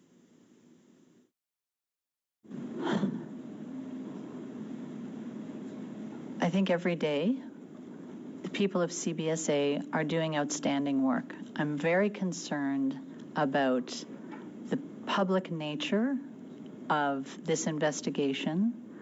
I ask myself whether anything could have been done.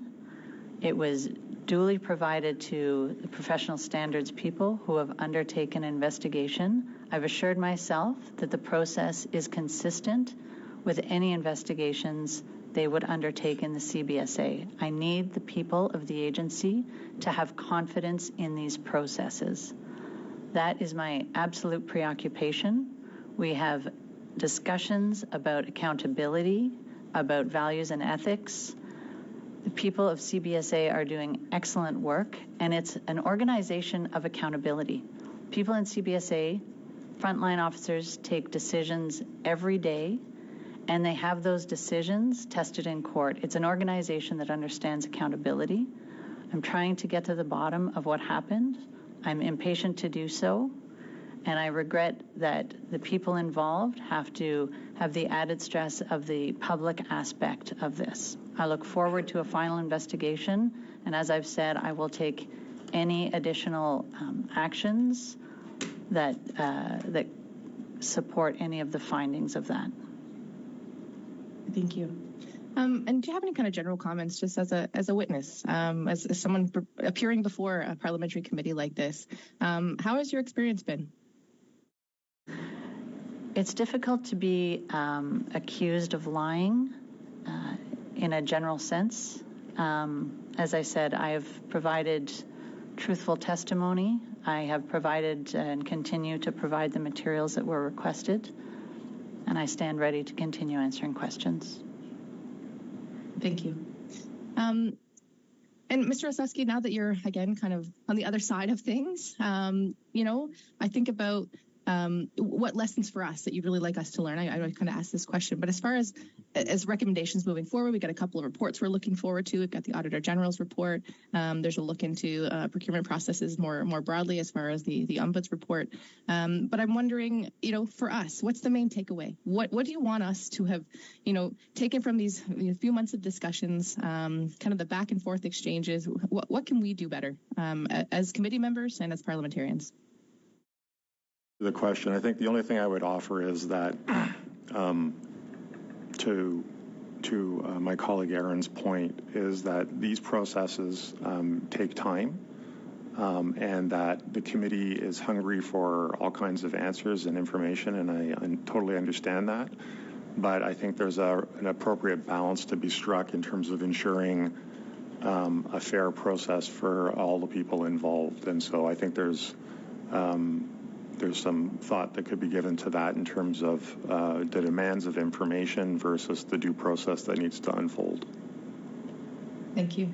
And Ms. O'Gorman, you alluded to the idea that we need to have, faith in disciplinary processes as well. We need to be assured, each of us, that if there's wrongdoing, that there will be, you'll have to meet, the decisions, and you'll have to feel the repercussions of that.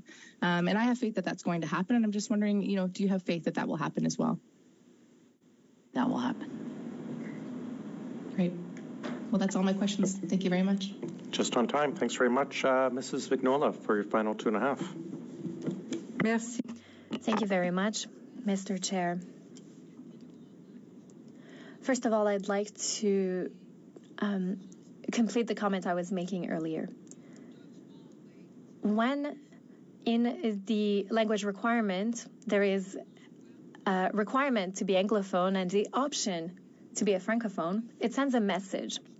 The message sent to Franco-Canadians and Quebecers who are specialized in this field is that regardless of their skills and capacity in the field, it will never be enough.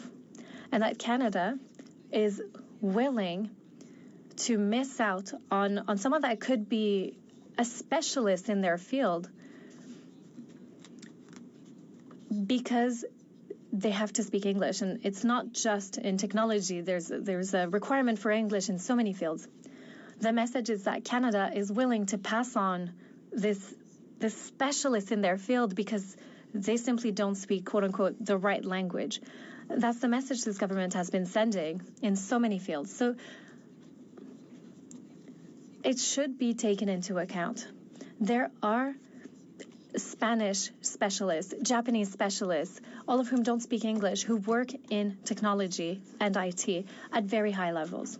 So that's my comment. I just think it should be taken into account. Now, here's my question. Do the same teams usually work with the same vendors? For instance, ArriveCan and Butler AI. Is this standard practice, given the nature of these contracts? I don't know if I can give you a definitive answer.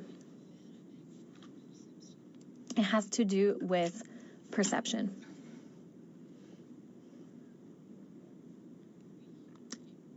Microphone was off and audible.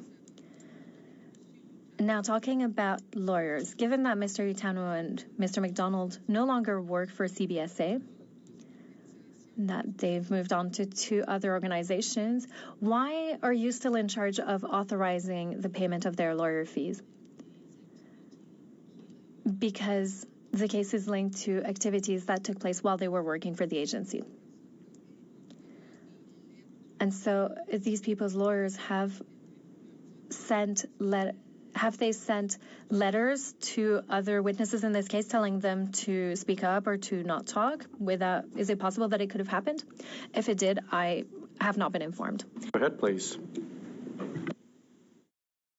Sure. Thank you very much. So I'm going to get back to the opportunity to table that motion. I put 3 motions on notice. The first motion I'd like to move and I'd like a chance to speak to that motion, and it's timely today, given that the CEBA loan extension ends today. So this motion, I'm going to read it into the record, given that 900,000 small businesses in Canada risk closing because of the government's unwillingness to extend the CEBA repayment deadline, that the committee report the following to the House within the first 5 sitting days following the adoption of this motion, that it is in the opinion of the committee that the government should extend the loan repayment period, including the deadline for accessing partial loan forgiveness, for at least another year to ensure small businesses can continue supporting local economies and good paying jobs. Mr. Chair, if I could speak to the motion now. Yep, go ahead. I've started a speaking list. Go ahead. Okay, thank you. Well, first, Mr. Chair, this is the deadline. It is today that, we know that there's 200,000 loans at businesses that CFIB's identified that just can't pay the loan, that won't be able to meet the deadline today. These are businesses that close their doors to protect public health. And you've heard me at the committee cite that the PBO costed out what the 1-year extension would cost, and it's actually roughly about 4.2% decrease of outsourcing costs to the highly paid consulting firms that are getting contracts with the government. This is outsourcing that has doubled under the Conservative government when they were in power and gone up 4-fold under the Liberal government. So, Mr. Chair, 4.2% decrease in outsourcing would cover the cost of the extension. Small businesses and their workers are the backbone of the Canadian economy. They provide good paying jobs with flexibility and familiarity that aren't possible in many corporate settings and jobs in rural and remote places where other work just isn't available. They aren't giant businesses full of corporate headquarters in Courtenay or Bowser. So many of my constituents are employed by small and medium-sized businesses. They hold up the local economy, provide essential goods and services, give locals much greater commerce options. And in every community in Canada, small and medium-sized businesses are essential to the culture and community. They sell local goods. They provide community center services. They offer meeting places and celebration spots. They offer artists a chance to share their work and fund their passion. During the pandemic, like I said, small businesses around the country stepped up. They closed their doors to protect public health. They lost income for long periods to save Canadian lives. They took on losses to keep their workers employed. And it's not just COVID. They faced so many hardships in the last few years, from supply chain issues to climate emergencies, like the fires in my riding of Courtenay, Alberni. And many of these small businesses were operating already on razor-thin margins. And with so much lost revenue over the last few years, they need help catching up. They closed their doors to protect public health, and many of them took on losses to keep their workers employed. Communities, especially rural ones, depend on local business, and so do the people employed by them. The CEBA program has been an absolute lifeline for these businesses, and we need to make sure it doesn't turn into an even worse hardship for them. Data from CFIB, like I said, found that losing the forgivable portion puts the future of up to 200,000 small businesses in jeopardy. They found that only 1/3 of the businesses, they say, have the money to repay their loans for today's deadline. 1/3 say they don't have the money and they plan to borrow, which is extremely costly to them. They say 1/3 they don't have the money and can't secure a loan. Extending the deadline will give these businesses one more year to keep reducing their principal without being burdened by ever-increasing interest. Maybe you could put yourself on mute so I can finish. I'm sorry. If the Liberals keep refusing to extend the deadline with the forgivable portion intact, these businesses will have to find even more money to spend on interest, and that will force them to make hard choices that could put their workers' jobs at risk. Well, the Liberals have been outright refusing this extension. The Conservatives have been absolutely silent. And it seems like they both don't want to admit the truth out loud, that they don't want to support small businesses right now, but have no problem helping rich corporations get off the hook. Instead, the deadline needs to be extended to allow them to spend the money they need on scaling up, keeping their workers employed, and making investments that benefit their local economies. We can't fully calculate the economic and social benefits of these businesses remaining open and putting that money into their businesses and communities instead of interest payments. But we know it's huge. So I'm asking the committee to support this motion in support of small business people in their riding and doing the right thing. If they go to any restaurant in their riding, they're going to find they're having challenges recovering from COVID-19. That many businesses in the hospitality industry have not even made a dent in making a payment in repayment of their loans, and they're just finding their feet now. So I'm urging the committee to support this motion. Thanks, Mr. Johns. The motion has been distributed in both languages, so I assume everyone has it. Mr. Sousa, go ahead. Thank you, Mr. Chair, and I appreciate the NDP putting forward a motion that reaffirms and describes the CEBA program and the importance by which this was brought forth to help hundreds of thousands of businesses keep afloat during a tremendous time of uncertainty during the pandemic. And I have a few amendments that I've already discussed with Mr. Johns, and I'd like to submit them to the clerk, and I'll submit it both in English and in French. And I would prefer to move them in a block, but we're prepared to move them separately as well. But my first amendment is to note that businesses are still recovering from the aftermath of COVID, and note that the government has previously extended the CEBA deadline twice before. I would further add the following words: in Canada, risk closing, and then remove that, and then due to the economic aftershocks of the COVID pandemic, and I would add the words deadline and the words for a third time, and I can elaborate further when I read it in full. My second amendment would be to add the language of reaffirming the value of CEBA and calling for a government response to report to the House. And it would add at the end of the motion, in quotations, and reaffirms the value of these programs to small business owners and Canadians across the country, and that the committee call for a government response to its report. My third amendment acknowledges the actions of Conservatives over the course of the pandemic and the continued scapegoating of pandemic programs as drivers of inflation. And I would add the following words: for a third time, given the fact that we've extended it twice before, and given the Conservative leadership's description of pandemic supports like CEBA as a, quote, big fat government programs, end of quote, and numerous occasions on which the Conservative Party of Canada voted against pandemic support programs that supported Canadians and Canadian businesses. I'd be happy to move these amendments as a block for the sake of time, but I'm also prepared to move them separately, Mr. Chair. Thanks, Mr. Sousa. Mr. Genuis. Thank you, Chair. So I'm going to address a couple things that are happening. Yeah. So first of all, we have this kind of manufactured disagreement between two coalition partners here. If these issues around small business are priorities for the NDP, they should have put these things forward as part of their coalition deal. And it would be a welcome change if this government started paying attention to the concerns of small businesses, because we know that small businesses have been treated absolutely brutally under this government. The disdain this government has shown, going back to calling small businesses tax cheats, the Prime Minister's own words, in fact, suggesting that many small businesses are simply his words, of course. He claimed that they are in many cases wealthy Canadians trying to avoid taxes. He knows a thing or two about wealthy Canadians trying to avoid taxes normally, but in this case, he's of course dead wrong. Small businesses are the lifeblood of our economy, and small businesses, taxpayers, Canadians of all backgrounds have experienced the pain associated with the radical economic agenda of the NDP liberal government. I, of course, have a great deal to say on that subject, but I would also add that the proposal from Mr. Sousa to require a government response to this report is not about actually getting a government response. It's about inserting a 120-day delay before this issue can be considered by the House in a concurrence motion, which Mr. Sousa or whoever made this recommendation to him, of course, knows.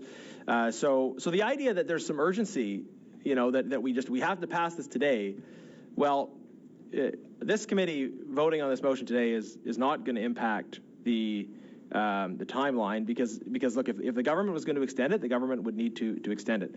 The government has, by all indication, chosen not to do it. This is not a government that listens to small business. The best we could hope for through this process would be that this would be reported to the House. The subsequent effect of it being reported to the House it wouldn't be reported to the House until substantially after the deadline, and then certainly if Mr. Sousa is successful with his amendment, the earliest time the House could pronounce itself on this matter would be months and months from now. And this is being done at a time that has limited, unfortunately, our ability to ask critical questions to very senior public servants who are, needless to say, under a cloud of significant suspicion. I'm happy to debate this government's economic agenda and how poorly they've treated small businesses, but we have an urgent matter related to the ArriveCan situation. An urgent matter that follows not only $54 million spent on an app and RCMP investigating some of the related contractors, middlemen receiving large amounts of money for no work, but senior public servants accusing each other of lying and of and apparent retaliation for testimony given at parliamentary committees. In that vein, Chair, I did want to just identify the fact that I think it is time, as part of these hearings, that we hear from ministers. I know I can't move a motion, and I don't think you need a motion for that, but I think significant questions have been raised in this discussion among public servants that need to be answered by ministers. So I hope you would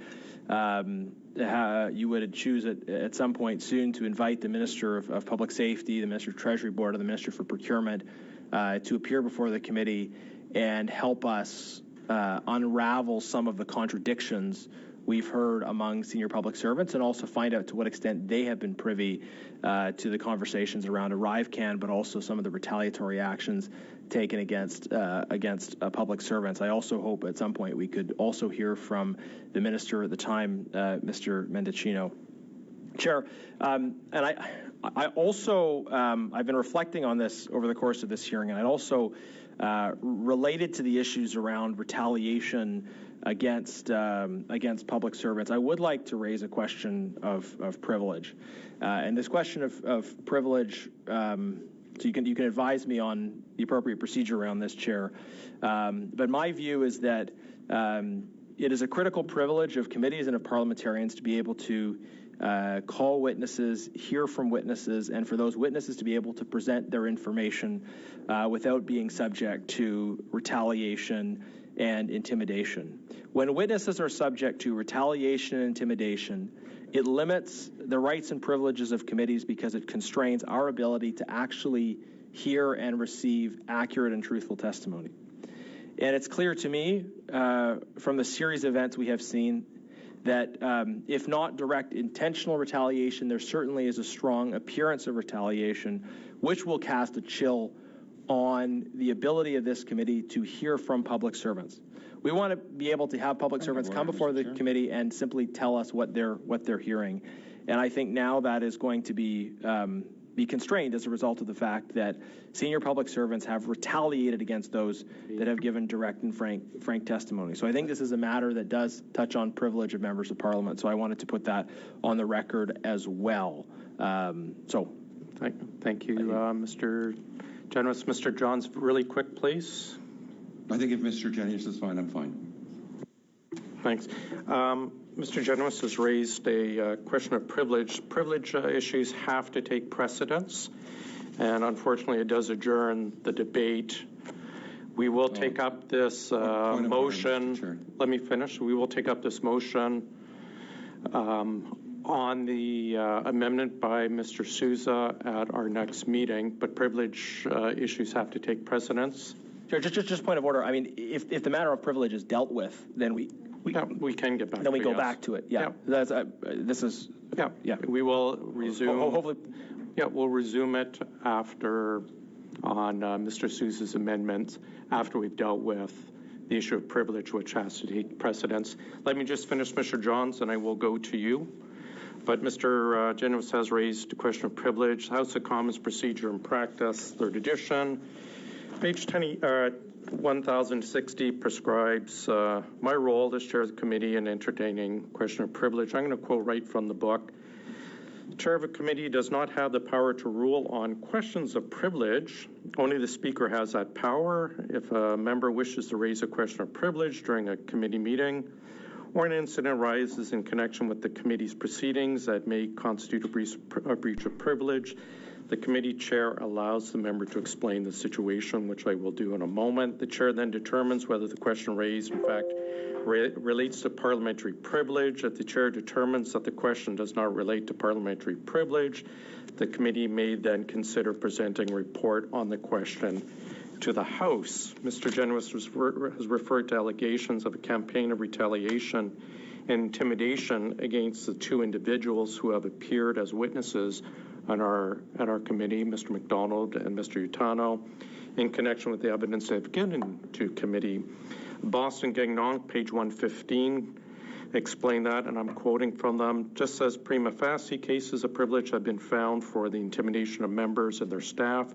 The intimidation of a committee witness has also been found to be a prima facie breach of privilege. And to quote, I'm satisfied that Mr. Genuis has raised a matter which relates to parliamentary privilege, and accordingly I invite him to move the motion and speak on it. But before I do, I will suggest that we dismiss our witnesses, Ms. O'Gorman and Mr. Osowski, so we can attend to this privilege issue. Witnesses, thank you for joining us again. Mr. Johns, I'll get you I will allow Mr. Genuis to address this, and then I will get your point of order. Thank you, Chair. And just out of respect for the discussion that was going on previously, I hope we can deal with this issue quickly, but it is a very serious one. So I hope we can get some consensus. I would simply propose that we ask the chair to prepare a report which lays out the simple facts of the case and report it to the House. Thanks. I'll take the speaking list. I have Mr. Sousa, but we'll get to Mr. Johns. Your point of order first. Well, my point of order, Mr. Chair, is that the CEBA loan extension deadline ends today. The member talked about urgency, but he's not talking about small businesses and the urgency they have. They're sweating it out. I had a constituent of mine call me crying yesterday about the deadline and the impact it's having on his mental, financial, physical, relationships, health. It's a matter of urgency. And I know the Conservatives do not support small business. Right. Mr. Johns, I'm going to interrupt you. I understand what you're saying. We will hopefully get back to the motion immediately if we can dispose of the point of privilege, but unfortunately for this case, under our rules, the point of privilege and the issue around the intimidation of the witness has to take precedence. But the rules do state as soon as we can deal with this, and it's a very simple motion from Mr. Genuis, we will return immediately, hopefully today, because we do have resource continue for a bit longer on Mr. Sousa's amendment to your very important motion. And I do take note of the date of January 18th. Mr. Sousa, on the privilege motion. So we had Ms. O'Gorman come forward requesting an in-camera opportunity to discuss these matters a bit more open. And now we have a situation where we've just sent her away.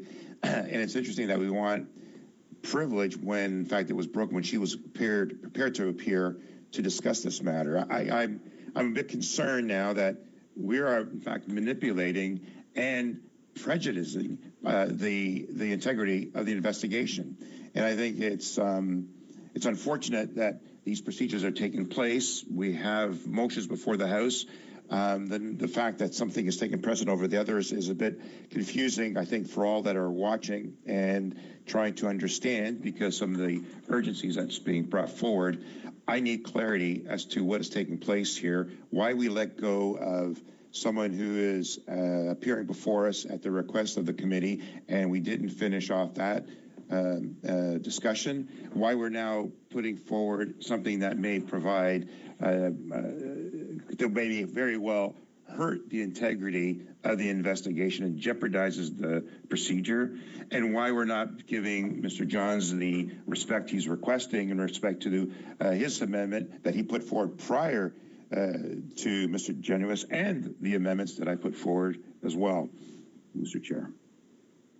Thanks, Mr. Johns. Go ahead, Mr. Genuis.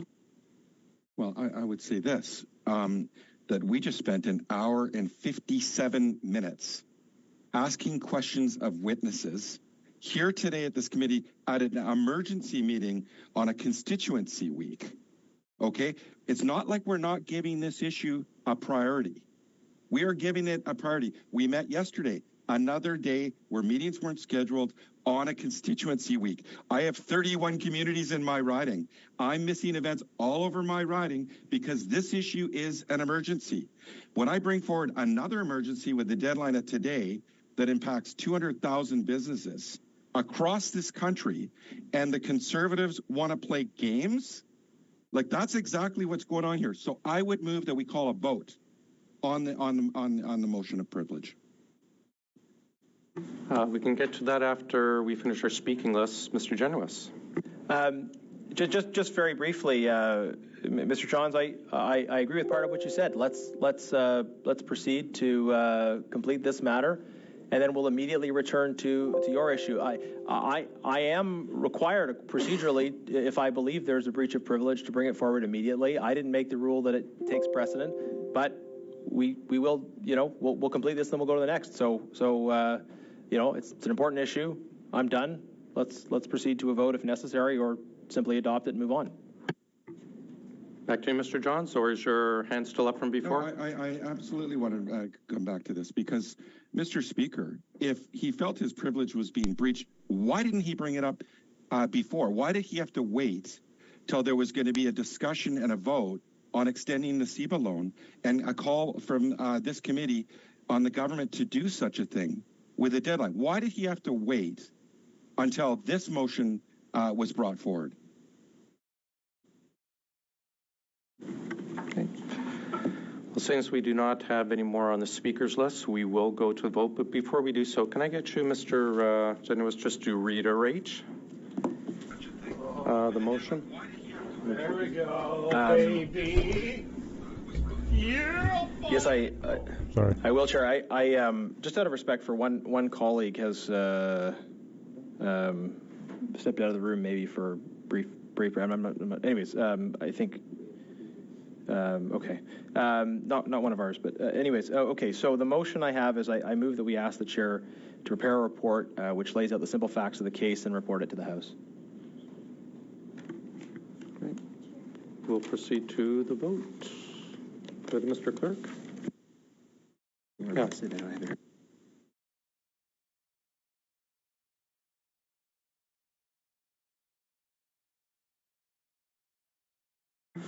Colleagues, do we need a recorded vote, or are we fine just to agree and move on? Recorded vote, please. There we go.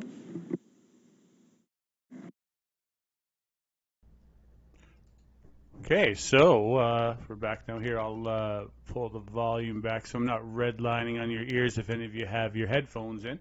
Betty Zoom, nice puppy. It looks kind of like that one from Star Wars. UBI, I don't know what that is. For all asks where this money is coming from. UBI, Universal Basic Income. Universal Basic Income, actually, they did a pilot project of it, and it is more likely to reduce. It actually did. It reduced, and I believe this to be 100% true, factual. Never mind the study. Reduce the infrastructure problems on the society as the medical and other things. People end up, when they have a universal basic income, they end up buying their own medical stuff. They end up taking care of themselves more instead of going and using this. This is what the study says, and I believe this to be true. The services out there, because they have no money, you have to go to the emergency department because you don't have a doctor or you're scared to go to the dentist. So you have to go to the emergency department. So when there's a bunch of people that don't have work in the area, they end up going into a, the emergency department fills it up, but it's for teeth. If they had money or enough money, they wouldn't be going to the hospital. to get their thing. And that's just one minor example. Because most of the services are set. There's a lot of services, I mean, not most actually at all. Most of them are for the wealthy. But there's a lot of intensive, expensive, for that. And then there's things like if you don't have enough money, people end up doing crime. And criminals end up controlling their moves. And the criminal may be an outstanding person in society, but the ones that they're controlling aren't. And then you have things like you go into parks and they're very well, I'm kind of a hillbilly too. I've peed in parks. I come from a small town, so I've been silly about that. Now I realize, as you get older, you're like, you can't do that, or when you're like, but they end up going and living in parks. Well, they would be fine watching movies 24 hours a day in that apartment block complex in the edge of the city. These are millions of things. I totally 1,000% believe in UBI, but UBI, and then they have to go to school. A course designed for that. That's my opinion and my thing. They're just doing the vote right now.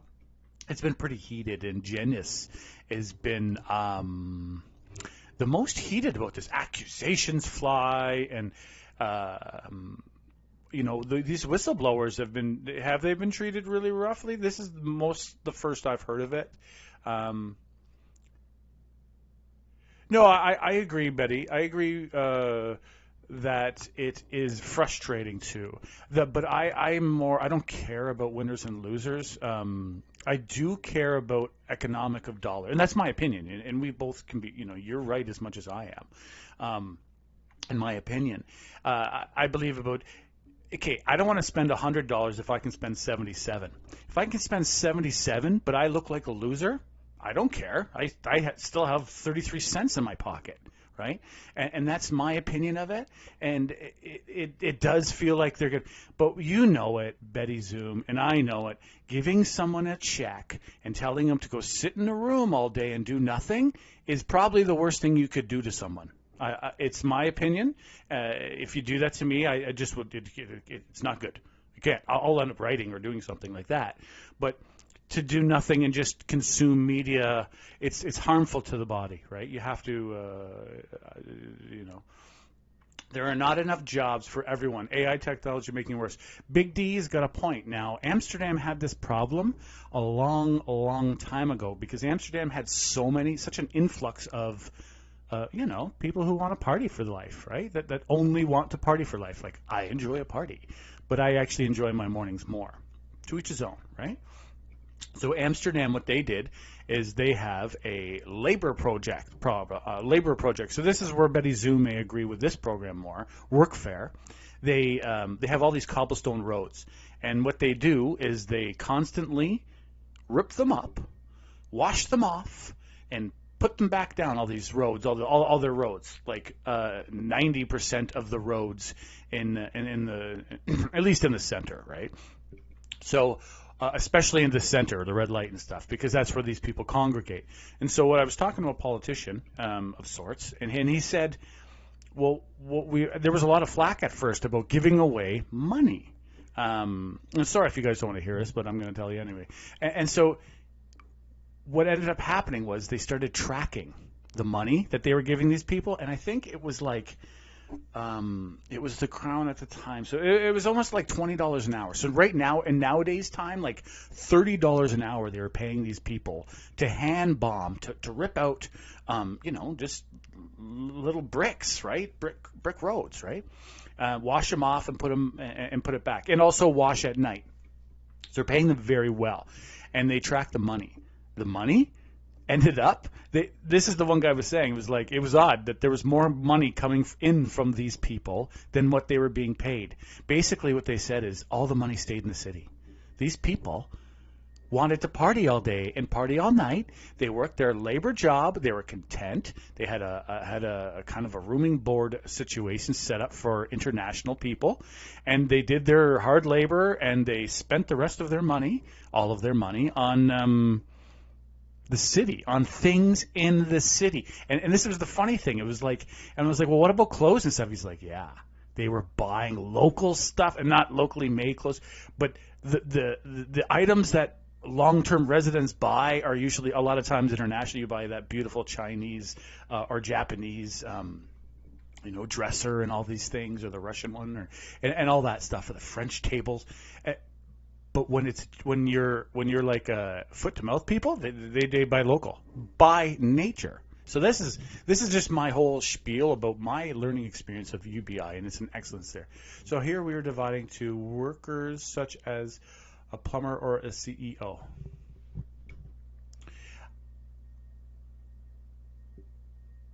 I don't know. Okay, so let's listen to the vote. This seems like it's going to go on for quite some time. So I don't know what you're saying there. Workers, CEO, that sounds like a dig there, Shirley. Trudeau is hiding. Trudeau takes the month off to do the meetings. They had a Liberal retreat of late. Does this not inspire confidence? I smell Ottawa. I think it personally, this does inspire confidence to me. I disagree politely because they're finding it. We all know that there's all kinds of, and I think a lot of it is just, hey, they're busy people and things get by, right? A lot of money goes through these people's hands. And I think a lot of it is that. It's just like, missed it, oh well, right, kind of attitude. And them looking into it, the fact that it's being looked into inspires confidence to me. When we're hearing that the government is all peachy keen and they're all perfect, that's when I really, really have trouble with our authority. When they're pretending, because we all know they're not, and they're trying.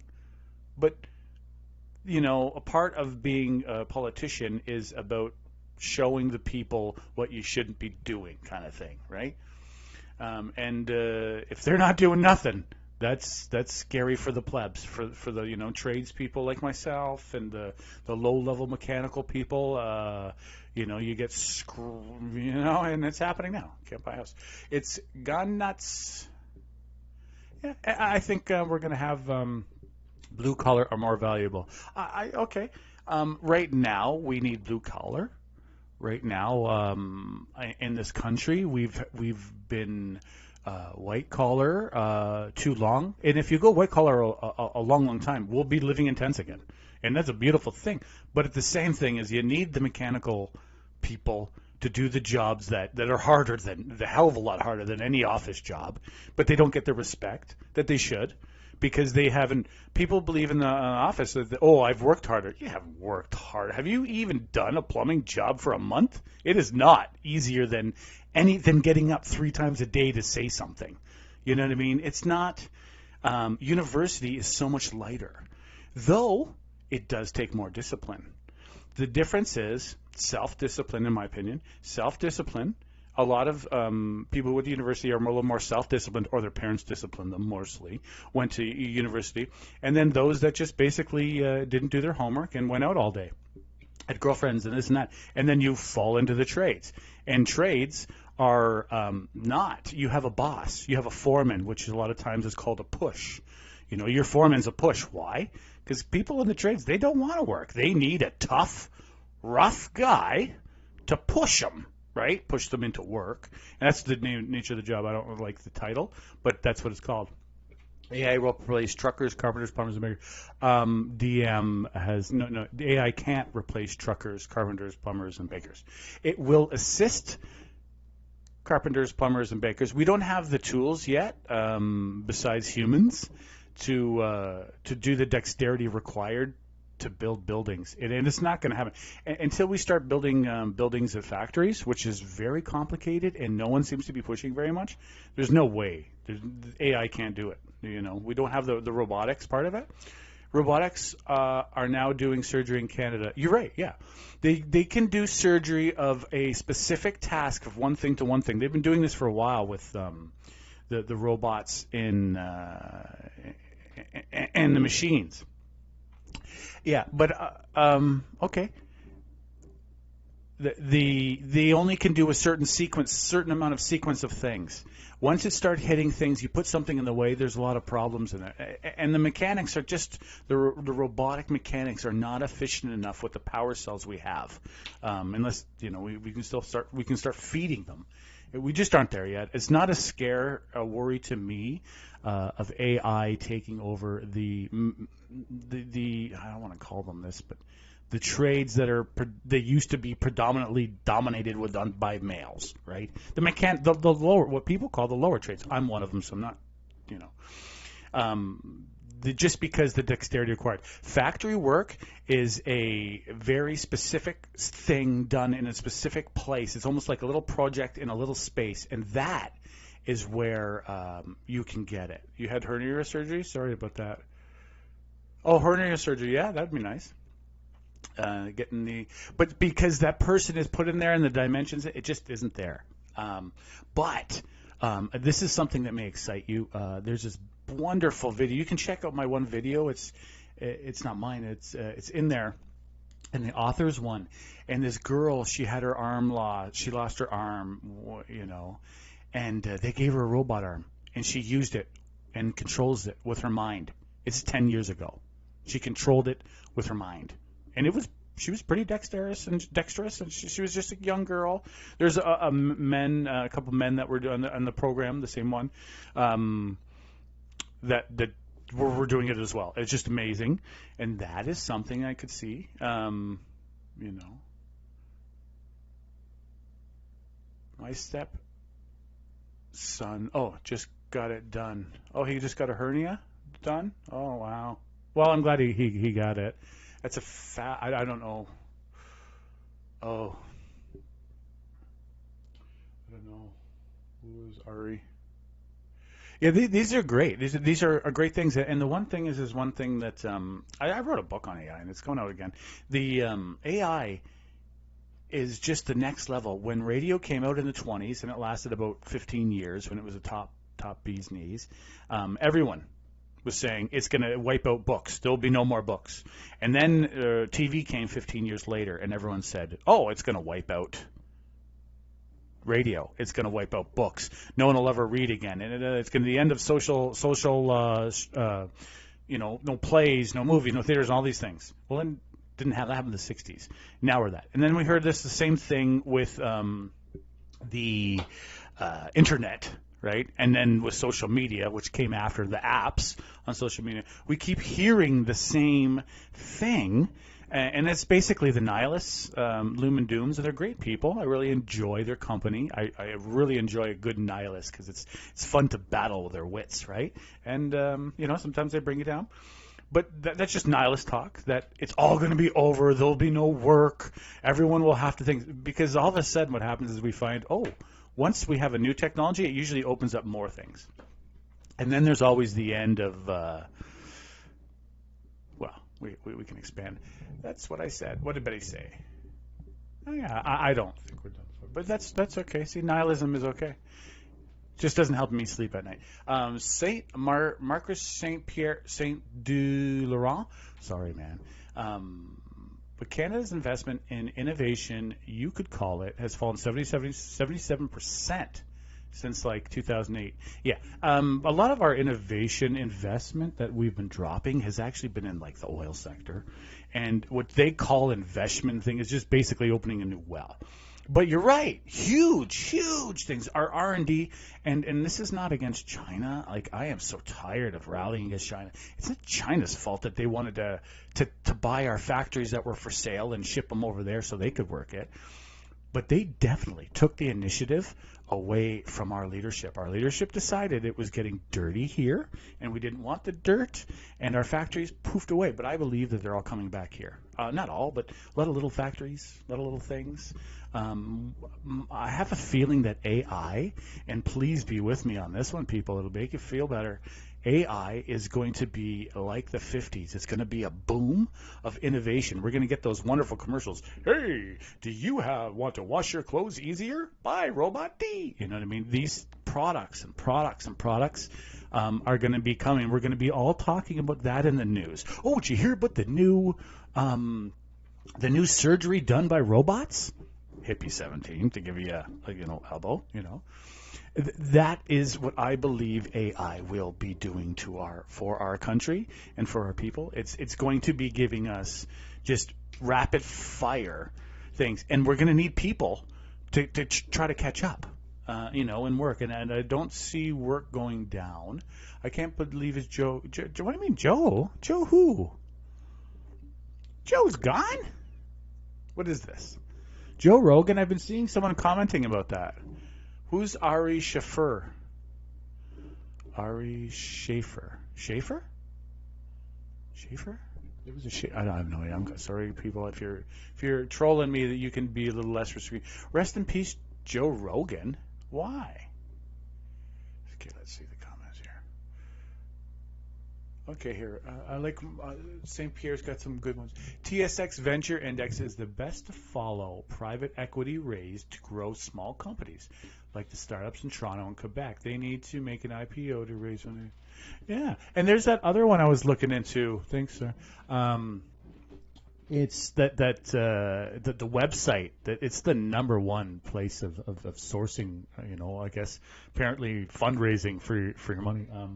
Can't remember the name of the site right now. Been a couple of years. So I've been waiting. But on that, Big D has one here. It's going to take 10 years to make Chip Factory if we start now, for instance. Oh, yeah. You're right, Big D. 100,000%. But there's construction. Yes. Yeah. No, there's no but, actually. Yeah, it is. I think you're 100% right. It's a 10-year from actually last year, I would say, when Biden made the announcement, to 10 years from now. We are 1 year, I believe, into the new revolution. And we're also negative and hating each other right now, that we're not even realizing that we're in the revolution, and the factories are coming home, and home is in Canada. I don't care where in Canada. In Canada, work here, and it's not against, it's for. The AI and all these things, China's the supply chain changes means that materials are going to be not be able to be sold to everybody. So, and then it's going to be I believe we're going to get into the battle of the products, and it's just going to be commercials. There's going to be, like a Chinese company, a Japanese company, and then a Canadian company, and we're all going to make a same product, and we're going to be competing in, say, Tangia, it'd be somewhere in Africa or Asia or Russia or this and that. And that's where I see it. It's going to be more of a... Anyway, that's just a weird tangent. Let's listen to them. Ms. Atwood. No. Mr. Baines. No. Mr. Jahouri. Oppose. Mr. El Khoury. Contre. Mr. Sousa. No. Mr. Brock. Yes. Mr. Genuis. Yes. Ms. Kusi. In favor. Madame Vignola.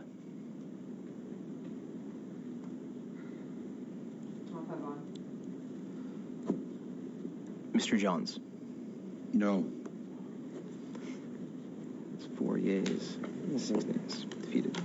Okay, that is defeated. We are returning to Mr. Johns' motion with Mr. Sousa's amendments.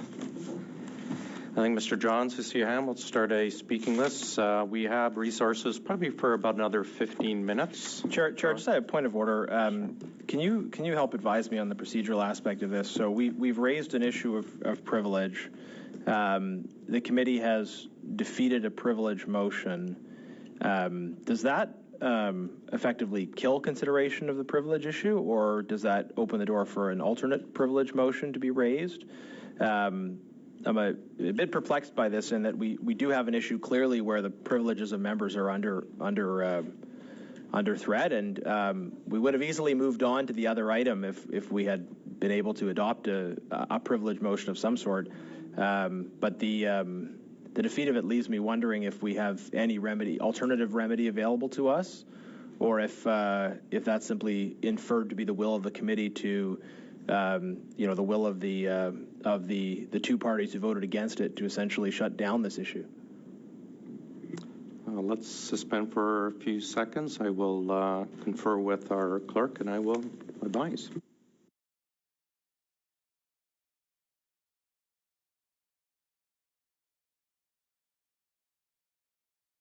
The advice I am given, it's treated like a regular motion that another question of privilege can be brought back, but it would have to be substantively different from the first one. So treated. Point of order, to clarify on that. The motion would have to be substantively different, or the question of privilege would have to be? Privilege is treated similar to a motion. Okay, so we have substantively the NDP Liberal different. Coalition killing the privilege issue for the time being. Yes, that would be correct. Do you have a point of order, Ms. Vignola, or on add to the speaking list for the debate on I have Mr. Sousa's amendment? Another point of order, Chair. On a point of order or addressing Mr. Sousa's? It's just about having the amendment, just pour avoir. I would just like to have a written copy of the amendment in French and in English so that I can read it, understand it, because I do better with reading. I'm a visual person. Or on Mr. Sousa's amendments? Yeah. I have a point of order. Mr. Johns, is it a point of order or is it to continue the debate on Mr. Sousa's amendment? I would like to... can you just let me know so I can... speak? Yes, I would like to speak to that, but I think we should suspend while Ms. Vignola gets a chance to look at the motion. Okay, so it's not a point of order. Mr. Sousa, do you have it in writing for both official languages you can forward to the clerk? I do, and we'll forward to you now. Oh, it's just coming out now, so why don't we move on to Mr. Genuis's, you had a point of order, Mr. Genuis? It's okay. I'll add me to the speaking list, please. But I had wanted to see the amendment in writing, but I understand that's going to happen. We'll suspend for a couple seconds to get the amendment out in writing to everyone. And then we have Mr. Johns speaking on the amendment, then Mr.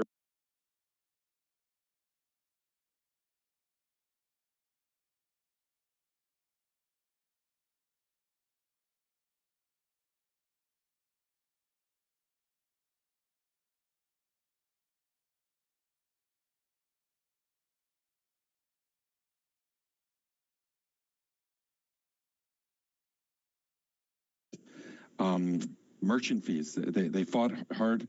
They did not stand up against lowering merchant fees and for lowering merchant fees for small business. They sat idle on that. They lowered corporate taxes when they were under their watch from 5%, but 5% for large corporations, but only 1% for small business. And I know this. I was a small business owner and I ran a chamber of commerce. But they should come clean on this. And I hope that they will support this amendment and this motion, and we can support small business. So I'd like to move to call the vote on the amendment right now. Thanks. We cannot go to a vote while we still have a speakers list. So we go to Mr. Genuis, then Mrs. Vignola. Thank you, Chair. This has been really disappointing, I have to say. I was very clear, I think, that... Oh, sorry. I'll stand back here. It's been away for 4 weeks, and I've missed committee so much, and now I'm excited. But, Chair, we had an opportunity today to do two things at once: to recognize the important issues raised by my privilege motion, and also to deal with Mr. John's motion. And I put forward a privilege motion because I believe that the privileges of members of Parliament are now under threat. They're under threat because we have a situation in which people came before our committee. They provided frank and candid testimony in which they were critical of other public servants and indirectly of a minister. They did so in response to questions that were asked. They weren't particularly critical in their opening statements, as I recall, but they gave frank answers in response to frank questions. Immediately after that, those individuals were subject to severe retaliation, the extremely rare situation of public servants suspended without pay. This is what happened to Mr. McDonald and Mr. Utano. We're concerned about what this does for them, but in particular, this raises significant questions about the integrity of our democratic processes. We have been trying to get to the bottom of what happened in the ArriveCan scandal. We have had people, public servants, and consultants repeatedly lying and accusing each other of lying before this committee. So creating an environment in which witnesses can appear and can speak the truth and be protected while they speak the truth is going to be our only way of getting to the bottom of what happened. And as such, I raised a privilege question, which, according to the rules, which I did not make up, takes precedent over the motion that was on the floor. I intended to do that in my final round of questions, but Mr. Johns moved a motion beforehand. And to Mr. Johns' point, he says that he wanted his motion on CEBA dealt with. Well, if we had gone to the vote and we had passed the motion relating to recognizing the abuse of privilege that took place, then we would have immediately returned to Mr. Johns' motion. And I would have been, certainly favorably disposed to wanting to work collaboratively on that. Mr. Johns chose to throw in his lot with the increasingly evidently corrupt Liberal government in choosing to bury that question of privilege. And Liberals and New Democrats voted together to kill that question of privilege, which means we will not be able to proceed, at least on that particular question of privilege, and address this issue moving forward. Now, that's gravely concerning to me, that we have Liberals and New Democrats trying to bury this issue of retaliation against public servants who speak out. And it suggests to me that Liberals and New Democrats don't want to get to the bottom of what happened with ArriveCan. They don't want public servants to feel comfortable telling the truth. They instead want public servants to feel intimidated, to worry for their jobs, and therefore to come here and toe the party line. That's not what I want. What I want is public servants feeling that they can be frank and honest, and when they're frank and honest before a committee, they will be protected. And it was clear to me today from the testimony we received, from the witnesses that were before us, they could provide no explanation for why immediately after witnesses appeared before this committee, they received letters telling them that they were under a cloud of investigation. Subsequently, they had support for their legal fees pulled, and then and now they're on leave without pay. We have retaliation against public servants who come before committee and try to provide frank answers to clear questions. Point of order. What is the government trying to hide and bury on this? Sorry, let me interrupt. Sorry, Mr. Johns, go ahead. It's taking relevance here in terms of the CEBA loan deadline today that is running out for 200,000 small businesses. I have the floor, Mr. Chair. I have the floor. Yeah, point of order. It's not a point of order. Sorry, finish up, Mr. Johns. It's not a point of order. Unless Mr. Johns, go ahead. We could have done both. Okay. Is it my turn to speak, or are we? Well, no. We could have done both. It's not your turn to speak. Mr. Genuis, please. Mr. Genuis, please. Are you finished with the point of order, Mr. Johns? Sorry, there's a bit of conflicting. Thanks. I think you got. I appreciate your point of order. We always allow wide latitude for relevance. Mr. Genuis, continue. Well, thank you, Chair. Now, if this was about a sincere attempt to address both issues, we could have addressed both issues. Right? I would have been happy to work with Mr. Johns to adopt an agreeable privilege motion, and then to work on a motion that addresses the very serious issues that he's raised with respect to CEBA. Now, instead, we have before us this nonsense Liberal amendment that is designed at inserting explicit political attacks into the text of a committee motion. Now, this is obviously ridiculous. Liberals would no doubt much rather be throwing nonsense attacks at the Conservative leader than doing the hard work of governing the country, or than helping us get to the bottom of what happened in ArriveCan. And unfortunately, Mr. Johns is playing into their hands here. I would prefer if we adopt the privilege motion and killed these silly amendments from Mr. Sousa. Okay, let me interrupt. And then we can. Let me interrupt, Mr. Genuis. Point of order. Go ahead, Mr. Johns. Mr. Chair, the Conservatives went for the throat with Mr. Utano and Mr. McDonald, and today they're saying they're here to protect Mr. Utano. This is debate. What's your point of order, Mr. Johns? Debate. Well, I mean, he's talking about point of privilege, but like seriously, you can't make this stuff up. Anyways, that's my point of... yeah, that's not a point of order, but I appreciate your comments. Continue, Mr. Genuis.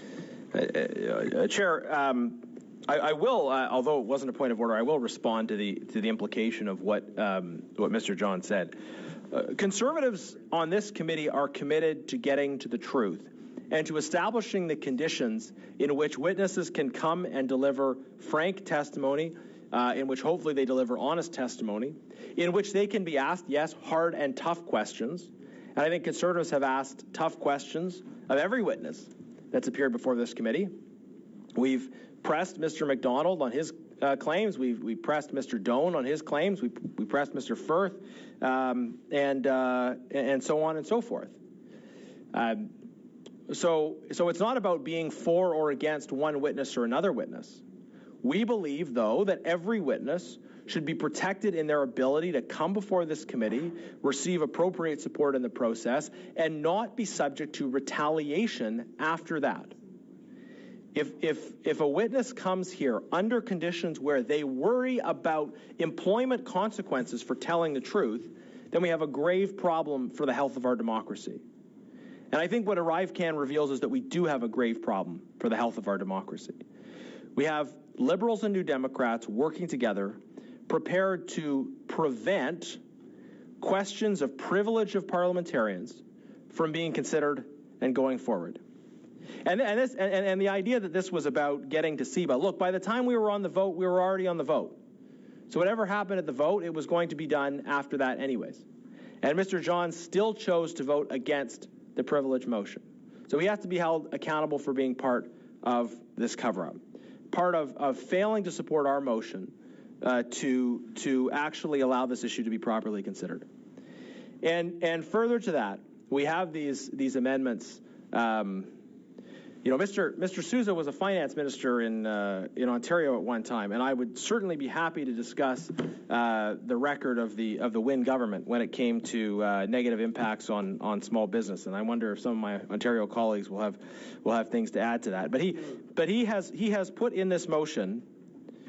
He has tried to make it partisan by adding just obvious nonsense political attack language. And it's clear that the Liberals would rather be purveying these kinds of attacks rather than allowing the committee to continue to do the important work it has been doing on ArriveCan, and rather than doing the necessary work towards the achievement of a consensus around this issue. And just to reiterate, in terms of the timelines on CIBA, so the extension of the CIBA loan deadline is a decision that would have to be taken by the Government of Canada. The executive would have to take that decision. There is nothing this committee could do or by doing would prevent from the government making that decision one way or the other. So small businesses who are concerned about any aspect of the agenda of this government, including regarding the CIBA extension, need to know that it is the Liberal government that is responsible for setting and maintaining this deadline. And it is a Liberal government supported through a coalition agreement with the NDP. So if Mr. Johns wants to be up on a high horse and saying we need things for small business, the Liberals are ignoring small business, well, he needs to go talk to his leader and his House leader, and he needs to ask them why they continue to give the Liberals a blank check. why the NDP are so terrified of facing voters that they will give Liberals a blank check. Because that's what this really comes down to.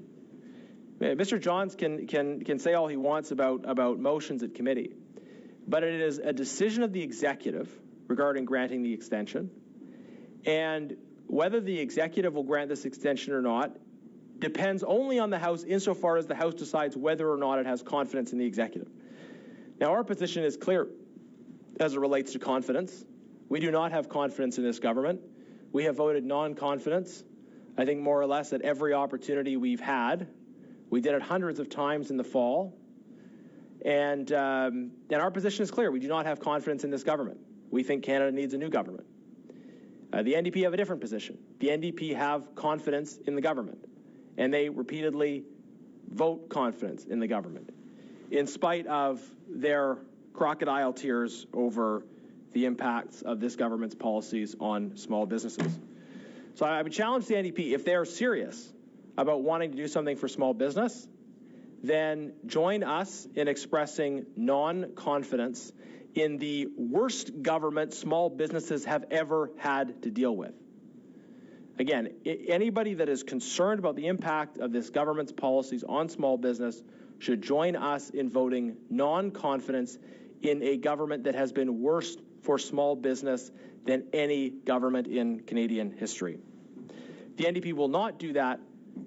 Instead, to try to cover for their Mr. Genuis, I'm going to interrupt. Unfortunately, we are past our time and we are out of resources. I am adjourning. No, Mr. Speaker, point of order. I'm sorry, we are adjourned.